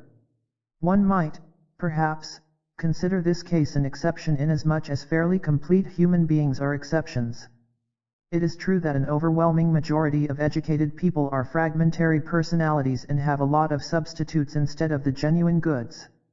But being like that meant a neurosis for this man, and it means the same for a great many other people too. What is ordinarily called religion is a substitute to such an amazing degree that I asked myself seriously whether this kind of religion, which I prefer to call a creed, may not after all have an important function in human society. The substitute has the obvious purpose of replacing immediate experience by a choice of suitable symbols tricked out with an organized dogma and ritual. The Catholic Church maintains them by her indisputable authority, the Protestant Church, if this term is still applicable, by insistence on belief in the evangelical message. So long as these two principles work, people are effectively protected against immediate religious experience. Even if something of the sort should happen to them, they can refer to the Church, for she would know whether the experience came from God or from the devil, and whether it is to be accepted or rejected. In my profession I have encountered many people who have had immediate experience and who would not and could not submit to the authority of ecclesiastical decision. I had to go with them through the crises of passionate conflicts, through the panics of madness, through desperate confusions and depressions which were grotesque and terrible at the same time, so that I am fully aware of the extraordinary importance of dogma and ritual, at least as methods of mental hygiene. If the patient is a practicing Catholic, I invariably advise him to confess and to receive communion in order to protect himself from immediate experience, which might easily prove too much for him. With Protestants it is usually not so easy, because dogma and ritual have become so pale and faint that they have lost their efficacy to a very great extent. There is also, as a rule, no confession, and the clergy share the common dislike of psychological problems and also, unfortunately, the common ignorance of psychology. The Catholic director of conscience often has infinitely more psychological skill and insight. Protestant parsons, moreover, have gone through a scientific training at a theological faculty which, with its critical spirit, undermines naivete of faith, whereas the powerful historical tradition in a Catholic priest's training is apt to strengthen the authority of the institution. As a doctor I might, of course, espouse a so-called scientific creed, holding that the contents of a neurosis are nothing but repressed infantile sexuality or will to power. By thus depreciating these contents, it would be possible, up to a point, to shield a number of patients from the risk of immediate experience. But I know that this theory is only partially true, which means that it formulates only certain aspects of the neurotic psyche. And I cannot tell my patients what I myself do not fully believe. Now people may ask me, but if you tell your practicing Catholic to go to the priest and confess, you are telling him something you do not believe, that is, assuming that I am a Protestant. In order to answer this critical question, I must first of all explain that, if I can help it, I never preach my belief. If asked, I shall certainly stand by my convictions, but these do not go beyond what I consider to be my actual knowledge. I believe only what I know. Everything else is hypothesis, and beyond that I can leave a lot of things to the unknown. They do not bother me. But they would begin to bother me, I am sure, if I felt that I ought to know about them. If, therefore, a patient is convinced of the exclusively sexual origin of his neurosis, I would not disturb him in his opinion, because I know that such a conviction, particularly if it is deeply rooted, is an excellent defense against an onslaught of immediate experience with its terrible ambiguity. So long as such a defense works, I shall not break it down, since I know that there must be cogent reasons why the patient has to think in such a narrow circle. But if his dreams should begin to destroy the protective theory, I have to support the wider personality, as I have done in the case of the dream described. In the same way and for the same reason, I support the hypothesis of the practicing Catholic while it works for him. In either case, I reinforce a means of defense against a grave risk, without asking the academic question whether the defense is an ultimate truth. I am glad when it works, and so long as it works. With our patient, the Catholic defense had broken down long before I ever touched the case. He would have laughed at me if I had advised him to confess or anything of that sort, just as he laughed at the sexual theory, which he had no use for either. But I always let him see that I was entirely on the side of the voice, which I recognized as part of his future greater personality, destined to relieve him of his one-sidedness. For a certain type of intellectual mediocrity characterized by enlightened rationalism, a scientific theory that simplifies matters is a very good means of defense because of the tremendous faith modern man has in anything which bears the label scientific. Such a label sets your mind at rest immediately, almost as well as Roma locuta causa finita, Rome has spoken, the matter is settled. In itself, any scientific theory, no matter how subtle, has, I think, less value from the standpoint of psychological truth than religious dogma, for the simple reason that a theory is necessarily highly abstract and exclusively rational, whereas dogma expresses an irrational whole by means of imagery. This guarantees a far better rendering of an irrational fact like the psyche. Moreover, dogma owes its continued existence and its form on the one hand to so-called revealed or immediate experiences of the gnosis, for instance, the God-man, the cross, the virgin birth, the Immaculate Conception, the Trinity, and so on, and on the other hand to the ceaseless collaboration of many minds over many centuries. It may not be quite clear why I call certain dogmas immediate experiences, since in itself a dogma is the very thing that precludes immediate experience. Yet the Christian images I have mentioned are not peculiar to Christianity alone, although in Christianity they have undergone a development and intensification of meaning not to be found in any other religion. They occur just as often in pagan religions, and besides that they can reappear spontaneously in all sorts of variations as psychic phenomena, just as in the remote past they originated in visions, dreams, or trances. Ideas like these are never invented. They came into being before man had learned to use his mind purposively. Before man learned to produce thoughts, thoughts came to him. He did not think, he perceived his mind functioning. Dogma is like a dream, reflecting the spontaneous and autonomous activity of the objective psyche, the unconscious. Such an expression of the unconscious is a much more efficient means of defense against further immediate experiences than any scientific theory. The theory has to disregard the emotional values of the experience. The dogma, on the other hand, is extremely eloquent in just this respect. One scientific theory is soon superseded by another. Dogma lasts for untold centuries. The suffering God-man may be at least 5,000 years old, and the Trinity is probably even older. Dogma expresses the psyche more completely than a scientific theory, for the latter gives expression to and formulates the conscious mind alone. Furthermore, a theory can do nothing except formulate a living thing in abstract terms. Dogma, on the contrary, aptly expresses the living process of the unconscious in the form of the drama of repentance, sacrifice, and redemption. It is rather astonishing, from this point of view, that the Protestant schism could not have been avoided.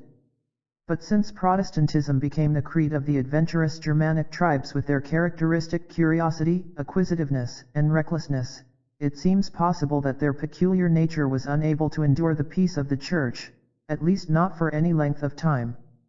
It looks as if they were not yet advanced enough to suffer a process of salvation and to submit to a deity who was made visible in the magnificent structure of the Church.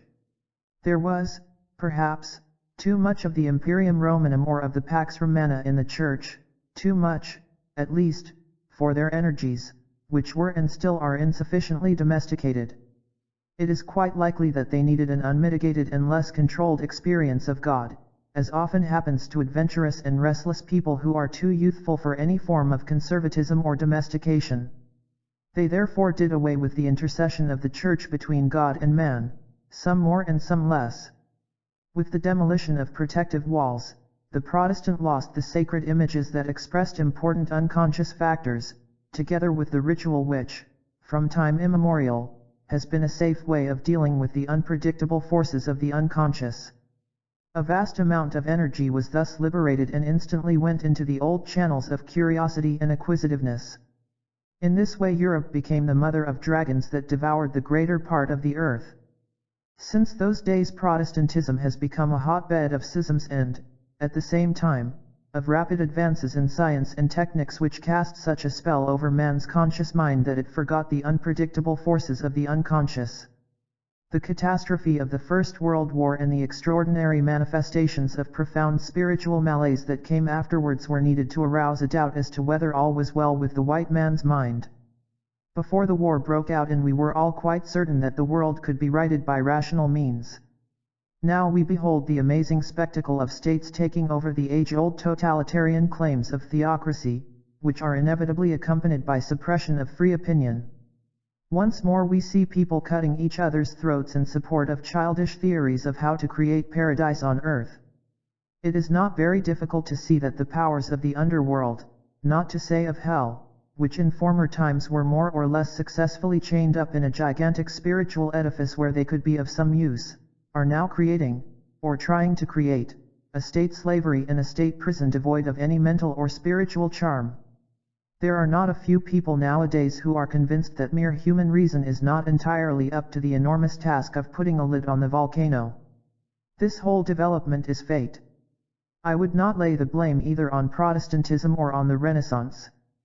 But one thing is certain, that modern man, Protestant or otherwise, has lost the protection of the ecclesiastical walls erected and reinforced so carefully since Roman days, and because of this loss has approached the zone of world-destroying and world-creating fire. Life has become quickened and intensified. Our world is shot through with waves of uneasiness and fear. Protestantism was, and still is, a great risk and at the same time a great opportunity. If it goes on disintegrating as a church, it must have the effect of stripping man of all his spiritual safeguards and means of defense against immediate experience of the forces waiting for liberation in the unconscious. Look at all the incredible savagery going on in our so-called civilized world.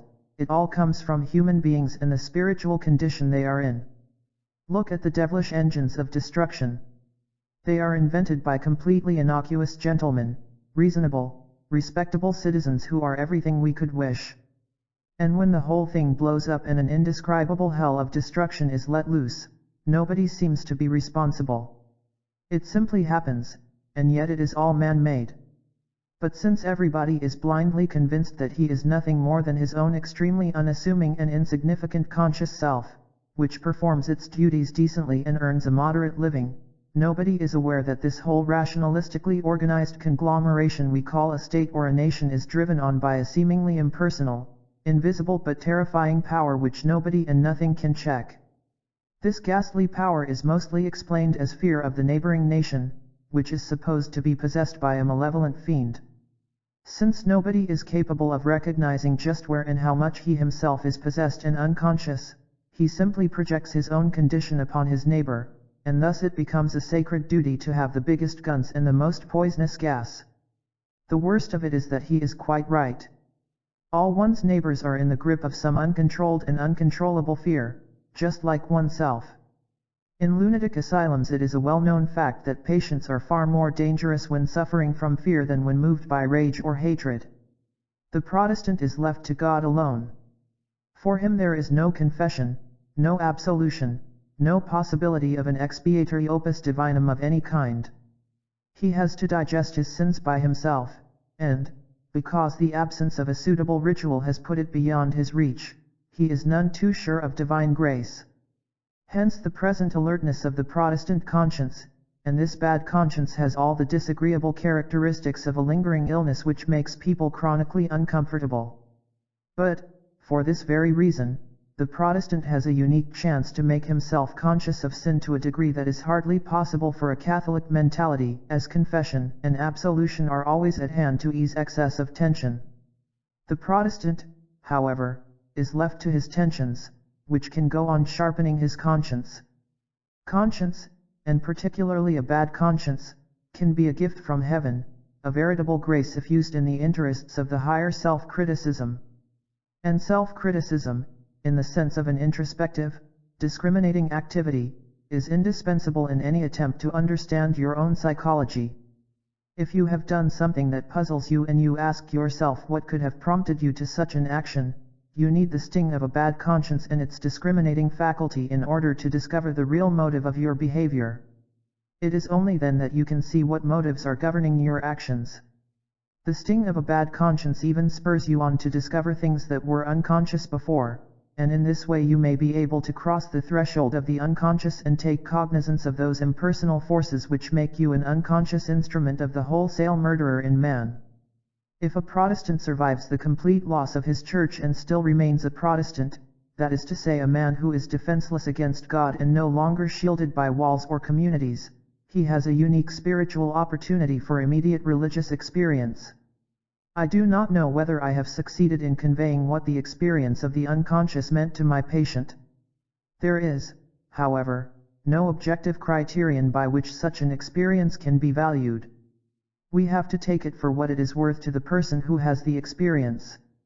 Thus you may be impressed by the fact that the apparent futility of certain dreams should mean something to an intelligent person. But if you cannot accept what he says, or if you cannot put yourself in his place, you should not judge his case. The genius religiosus is a wind that bloweth where it listeth. There is no Archimedean point from which to judge, since the psyche is indistinguishable from its manifestations. The psyche is the object of psychology, and, fatally enough, also its subject. There is no getting away from this fact. The few dreams I have chosen as examples of what I call immediate experience certainly look very insignificant to the unpracticed eye. They are not spectacular, and are only modest witnesses to an individual experience. They would cut a better figure if I could present them in their sequence, together with the wealth of symbolic material that was brought up in the course of the entire process. But even the sum total of the dreams in the series could not compare in beauty and expressiveness with any part of a traditional religion. A dogma is always the result and fruit of many minds and many centuries, purified of all the oddities, shortcomings, and flaws of individual experience. But for all that, the individual experience, by its very poverty, is immediate life, the warm red blood pulsating today. It is more convincing to a seeker after truth than the best tradition. Immediate life is always individual since the carrier of life is the individual, and whatever emanates from the individual is in a way unique, and hence transitory and imperfect, particularly when it comes to spontaneous psychic products such as dreams and the like. No one else will have the same dreams, although many have the same problem. But just as no individual is differentiated to the point of absolute uniqueness, so there are no individual products of absolutely unique quality. Even dreams are made of collective material to a very high degree, just as, in the mythology and folklore of different peoples, certain motifs repeat themselves in almost identical form. I have called these motifs archetypes, and by this I mean forms or images of a collective nature which occur practically all over the earth as constituents of myths and at the same time as autochthonous, individual products of unconscious origin. The archetypal motifs presumably derive from patterns of the human mind that are transmitted not only by tradition and migration but also by heredity. The latter hypothesis is indispensable, since even complicated archetypal images can be reproduced spontaneously without there being any possibility of direct tradition. The theory of preconscious primordial ideas is by no means my own invention, as the term archetype, which stems from the first centuries of our era, proves.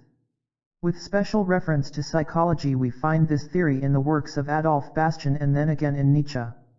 In French literature, Hubert and Moss, and also Lévi-Breuil, mention similar ideas. I only gave an empirical foundation to the theory of what were formerly called primordial or elementary ideas, categories, or habitudes directrices de la conscience, representations collectives, etc., by setting out to investigate certain details. In the second of the dreams discussed above, we met with an archetype which I have not yet considered. This is the peculiar arrangement of the burning candles in 4 pyramid-like points. The arrangement emphasizes the symbolic importance of the number 4 by putting it in place of the altar or iconostasis where one would expect to find the sacred images. Since the temple is called the house of the gathering, we may assume that this character is expressed if the image or symbol appears in the place of worship. The tetractys, to use the Pythagorean term, does indeed refer to an inner gathering, as our patient's dream clearly demonstrates. The symbol appears in other dreams, usually in the form of a circle divided into 4 or containing 4 main parts. In other dreams of the same series it takes the form of an undivided circle, a flower, a square place or room, a quadrangle, a globe, a clock, a symmetrical garden with a fountain in the center, 4 people in a boat, in an aeroplane, or at a table, 4 chairs round a table, 4 colors, a wheel with 8 spokes, an 8-rayed star or sun, a round hat divided into 8 parts, a bear with 4 eyes, a square prison cell, the 4 seasons, a bowl containing 4 nuts, the world clock with a disk divided into x equals partitions, and so on. These quaterniety symbols occur no less than 71 times in a series of 400 dreams. My case is no exception in this respect. I have observed many cases where the number 4 occurred and it always had an unconscious origin, that is, the dreamer got it first from a dream and had no idea of its meaning, nor had he ever heard of the symbolic importance of the number 4. It would of course be a different thing with the number 3, since the Trinity represents a symbolic number known to everybody. But for us, and particularly for a modern scientist, 4 conveys no more than any other number. Number symbolism in its venerable history is a field of knowledge completely outside our dreamer's intellectual interests. If under such conditions dreams insist upon the importance of 4, we have every right to call its origin an unconscious one. The numinous character of the quaterniety is obvious in the second dream. From this we must conclude that it points to a meaning which we have to call sacred.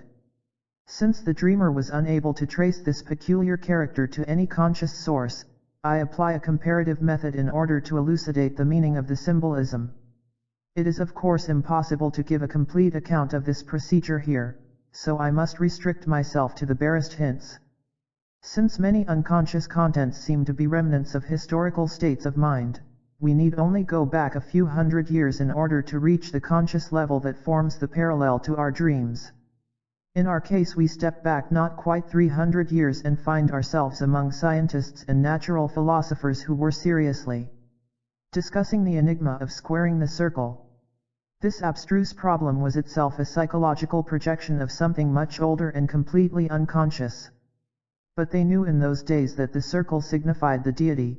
God is an intellectual figure whose center is everywhere and the circumference nowhere, as one of these philosophers said, repeating St. Augustine. A man as introverted and introspective as Emerson could hardly fail to touch on the same idea and likewise quote St. Augustine. The image of the circle, regarded as the most perfect form since Plato's Timaeus, the prime authority for Hermetic philosophy, was assigned to the most perfect substance, to the gold, also to the anima mundi or anima media natura, and to the first created light. And because the macrocosm, the great world, was made by the Creator in a form round and globose, the smallest part of the whole, the point, also possesses this perfect nature. As the philosopher says, of all shapes the simplest and most perfect is the sphere, which rests in a point. This image of the deity dormant and concealed in matter was what the alchemists called the original chaos, or the earth of paradise, or the round fish in the sea, or the egg, or simply the rotundum. That round thing was in possession of the magical key which unlocked the closed doors of matter. As is said in the Timaeus, only the demiurge, the perfect being, is capable of dissolving the tetractys, the embrace of the four elements. One of the great authorities since the 13th century, the Tuba Philosophorum, says that the rotundum can turn copper into four. Thus the much sought for aurum philosophicum was round. Opinions were divided as to the procedure for procuring the dormant demiurge. Some hoped to lay hold of him in the form of a prima materia containing a particular concentration or a particularly suitable variety of this substance. Others endeavored to produce the round substance by a sort of synthesis, called the coniunctio. The anonymous author of the Rosarium Philosophorum says, "Make a round circle of man and woman, extract therefrom a quadrangle and from it a triangle. Make the circle round, and you will have the philosopher's stone." This marvelous stone was symbolized as a perfect living being of hermaphroditic nature corresponding to the Empedoclean and all-round bisexual being in Plato. As early as the beginning of the 14th century, the lapis was compared by Petrus Bonus to Christ, as an allegoria Christi. In the Are Ahora, a pseudo-Thomist tract from the 13th century, the mystery of the stone is rated even higher than the mysteries of the Christian religion. I mention these facts merely to show that the circle or globe containing the four was an allegory of the deity for not a few of our learned forefathers. From the Latin treatises it is also evident that the latent demiurge, dormant and concealed in matter, is identical with the so-called Homo philosophicus, the second Adam. He is the spiritual man, Adam Kadmon, often identified with Christ. Whereas the original Adam was mortal, because he was made of the corruptible four elements, the second Adam is immortal, because he consists of one pure and incorruptible essence. Thus Pseudo-Thomas says, the second Adam from pure elements entered into eternity. Therefore, what is composed of simple and pure essence remaineth forever.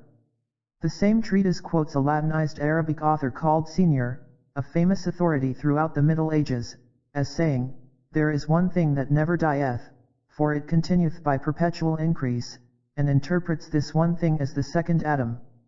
It is clear from these quotations that the round substance searched for by the philosophers was a projection very similar to our own dream symbolism. We have historical documents which prove that dreams, visions, and even hallucinations were often mixed up with the great philosophic opus. Our forefathers, being even more naively constituted than ourselves, projected their unconscious contents directly into matter. Matter, however, could easily take up such projections, because at that time it was a practically unknown and incomprehensible entity. And whenever man encounters something mysterious he projects his own assumptions into it without the slightest self-criticism. But since chemical matter nowadays is something we know fairly well, we can no longer project as freely as our ancestors. We have, at last, to admit that the quaternity is something psychic, and we do not yet know whether, in a more or less distant future, this too may not prove to be a projection. For the time being we must be satisfied with the fact that an idea of God which is entirely absent from the conscious mind of modern man returns in a form known consciously 300 or 400 years ago. I do not need to emphasize that this piece of history was completely unknown to my dreamer. One could say with the classical poet, "Naturam expels furcatum en usque recurret," drive out nature with a pitchfork and she always turns up again. The idea of those old philosophers was that God manifested himself first in the creation of the four elements. They were symbolized by the four partitions of the circle.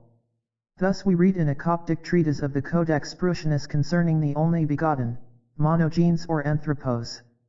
This same is he who dwelleth in the monad, which is in the theos, creator, and which came from the place of which none can say where it is.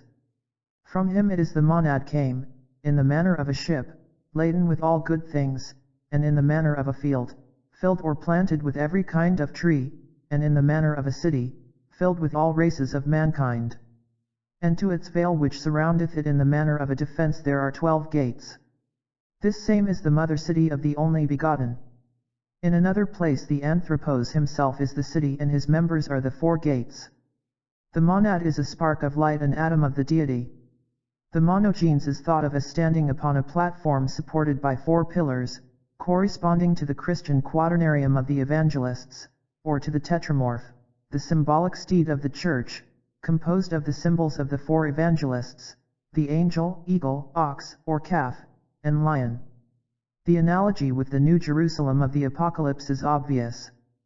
The division into 4, the synthesis of the 4, the miraculous appearance of the 4 colors, and the 4 stages of the work, Nigradu, Dilbatio, Rupefactio, and Citronitas, are constant preoccupations of the old philosophers. 4 symbolizes the parts, qualities, and aspects of the one.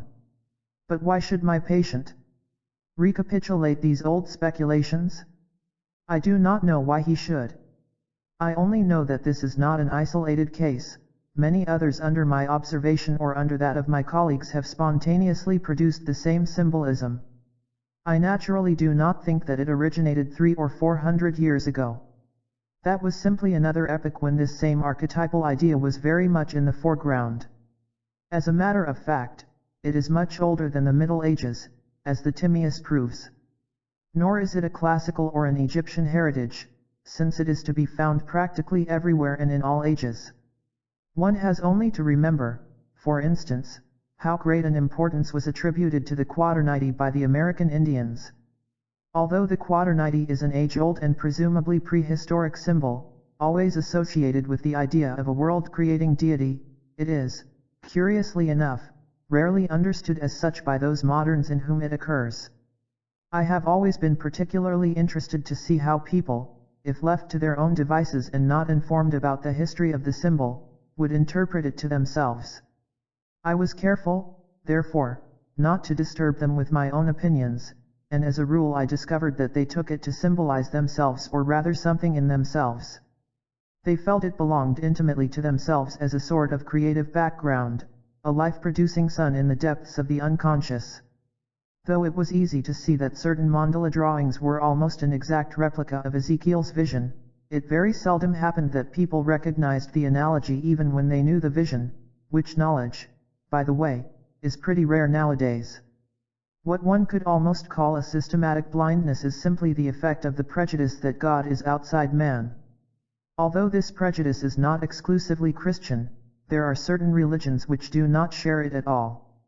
On the contrary, they insist, as do certain Christian mystics, on the essential identity of God and man, either in the form of an a priori identity or of a goal to be attained by certain practices or initiations, as known to us, for instance, from the Metamorphoses of Apuleius, not to speak of certain yoga methods.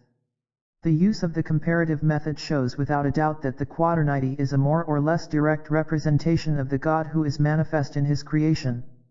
We might, therefore, conclude that the symbol spontaneously produced in the dreams of modern people means something similar, the God within. Although the majority of the persons concerned do not recognize this analogy, the interpretation might nevertheless be correct. If we consider the fact that the idea of God is an unscientific hypothesis, we can easily explain why people have forgotten to think along such lines. And even if they do cherish a certain belief in God, they would be deterred from the idea of a God within by their religious education, which has always depreciated this idea as mystical. Yet it is precisely this mystical idea which is forced upon the conscious mind by dreams and visions. I myself, as well as my colleagues, have seen so many cases developing the same kind of symbolism that we cannot doubt its existence any longer.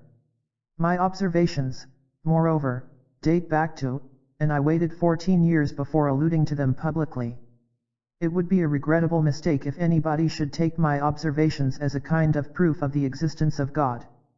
They prove only the existence of an archetypal God image, which to my mind is the most we can assert about God psychologically. But as it is a very important and influential archetype, its relatively frequent occurrence seems to be a noteworthy fact for any theologia naturalis. And since experience of this archetype has the quality of numinosity, often in very high degree, it comes into the category of religious experiences. I cannot refrain from calling attention to the interesting fact that whereas the central Christian symbolism is a trinity, the formula presented by the unconscious is a quaternity. In reality, the orthodox Christian formula is not quite complete, because the dogmatic aspect of the evil principle is absent from the Trinity and leads a more or less awkward existence on its own as the devil. Nevertheless, it seems that the Church does not exclude an inner relationship between the devil and the Trinity. A Catholic authority expresses himself on this question as follows: the existence of Satan, however, can only be understood in relation to the Trinity. Any theological treatment of the devil that is not related to God's Trinitarian consciousness is a falsification of the actual position. According to this view, the devil possesses personality and absolute freedom. That is why he can be the true, personal counterpart of Christ. Herein is revealed a new freedom in God's being. He freely allows the devil to subsist beside him and permits his kingdom to endure forever. The idea of a mighty devil is incompatible with the conception of Yahweh, but not with the conception of the Trinity. The mystery of one God in three persons opens out a new freedom in the depths of God's being, and this even makes possible the thought of a personal devil existing alongside God and in opposition to him. The devil, accordingly, possesses an autonomous personality, freedom, and eternality, and he has these metaphysical qualities so much in common with God that he can actually subsist in opposition to him. Hence the relationship, or even the negative affinity of the devil with the Trinity, can no longer be denied as a Catholic idea. The inclusion of the devil in the quaternity is by no means a modern speculation or a monstrous fabrication of the unconscious. We find in the writings of the 16th century natural philosopher and physician, Gerard Dorn, a detailed discussion of the symbols of the Trinity and the quaternity, the latter being attributed to the devil. Dorn breaks with the whole alchemical tradition inasmuch as he adopts the rigidly Christian standpoint that 3 is 1 but 4 is not, because 4 attains to unity in the quinta essentia.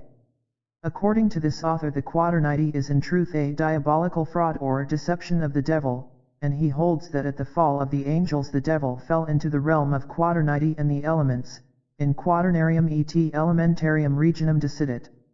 He also gives an elaborate description of the symbolic operation whereby the devil produced the double serpent, the number, with the 4 horns, the number.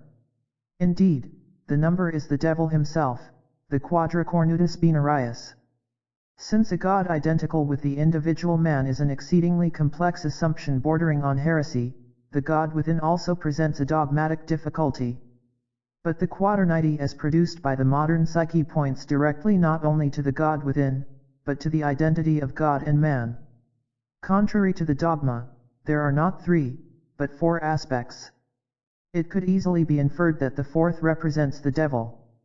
Though we have the logion I and the Father are one, who seeth me seeth the Father, it would be considered blasphemy or madness to stress Christ's dogmatic humanity to such a degree that man could identify himself with Christ and his homoousia. But this is precisely what seems to be meant by the natural symbol.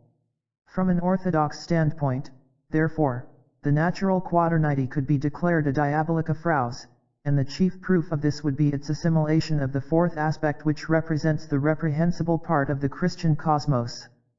The Church, it seems to me, probably has to repudiate any attempt to take such conclusions seriously. She may even have to condemn any approach to these experiences, since she cannot admit that nature unites what she herself has divided. The voice of nature is clearly audible in all experiences of the quaternity, and this arouses all the old mistrust of anything even remotely connected with the unconscious. Scientific investigation of dreams is simply the old oniromancy in new guise, and therefore just as objectionable as any other of the occult arts. Close parallels to the symbolism of dreams can be found in the old alchemical treatises, and these are quite as heretical as dreams. Here, it would seem, was reason enough for secrecy and protective metaphors. The symbolic statements of the old alchemists issue from the same unconscious as modern dreams and are just as much the voice of nature. If we were still living in a medieval setting where there was not much doubt about the ultimate things and where every history of the world began with Genesis, we could easily brush aside dreams and the like. Unfortunately, we live in a modern setting where all the ultimate things are doubtful, where there is a prehistory of enormous extension, and where people are fully aware that if there is any numinous experience at all, it is the experience of the psyche. We can no longer imagine an empyrean world revolving round the throne of God, and we would not dream of seeking for him somewhere behind the galactic systems. Yet the human soul seems to harbor mysteries, since to an empiricist all religious experience boils down to a peculiar psychic condition. If we want to know anything of what religious experience means to those who have it, we have every chance nowadays of studying it in every imaginable form. And if it means anything, it means everything to those who have it. This is at any rate the inevitable conclusion one reaches by a careful study of the evidence. One could even define religious experience as that kind of experience which is accorded the highest value, no matter what its contents may be. The modern mind, so far as it stands under the verdict extra ecclesiam nulla salus, will turn to the psyche as the last hope. Where else could one obtain experience? And the answer will be more or less of the kind which I have described. The voice of nature will answer, and all those concerned with the spiritual problem of man will be confronted with new and baffling problems. Because of the spiritual need of my patients, I have been forced to make a serious attempt to understand some of the symbols produced by the unconscious.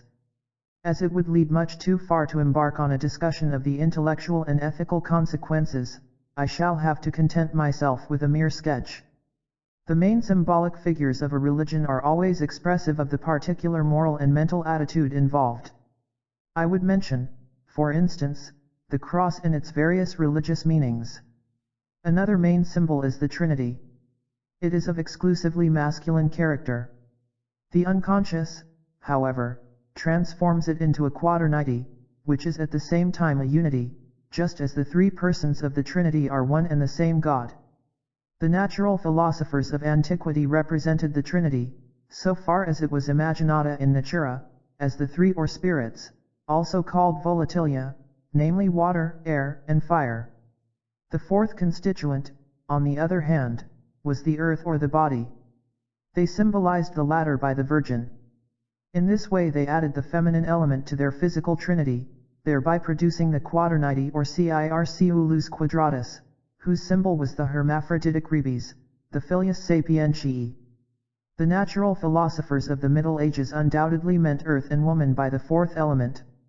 The principle of evil was not openly mentioned, but it appears in the poisonous quality of the prima materia and in other allusions. The quaternity in modern dreams is a creation of the unconscious. As I explained in the first chapter, the unconscious is often personified by the anima, a feminine figure. Apparently the symbol of the quaternity issues from her. She would be the matrix of the quaternity, or mater Dei, just as the earth was understood to be the mother of God. But since woman, as well as evil, is excluded from the deity in the dogma of the Trinity, the element of evil would form part of the religious symbol if the latter should be a quaternity. It needs no particular effort of imagination to guess the far-reaching spiritual consequences of such a development.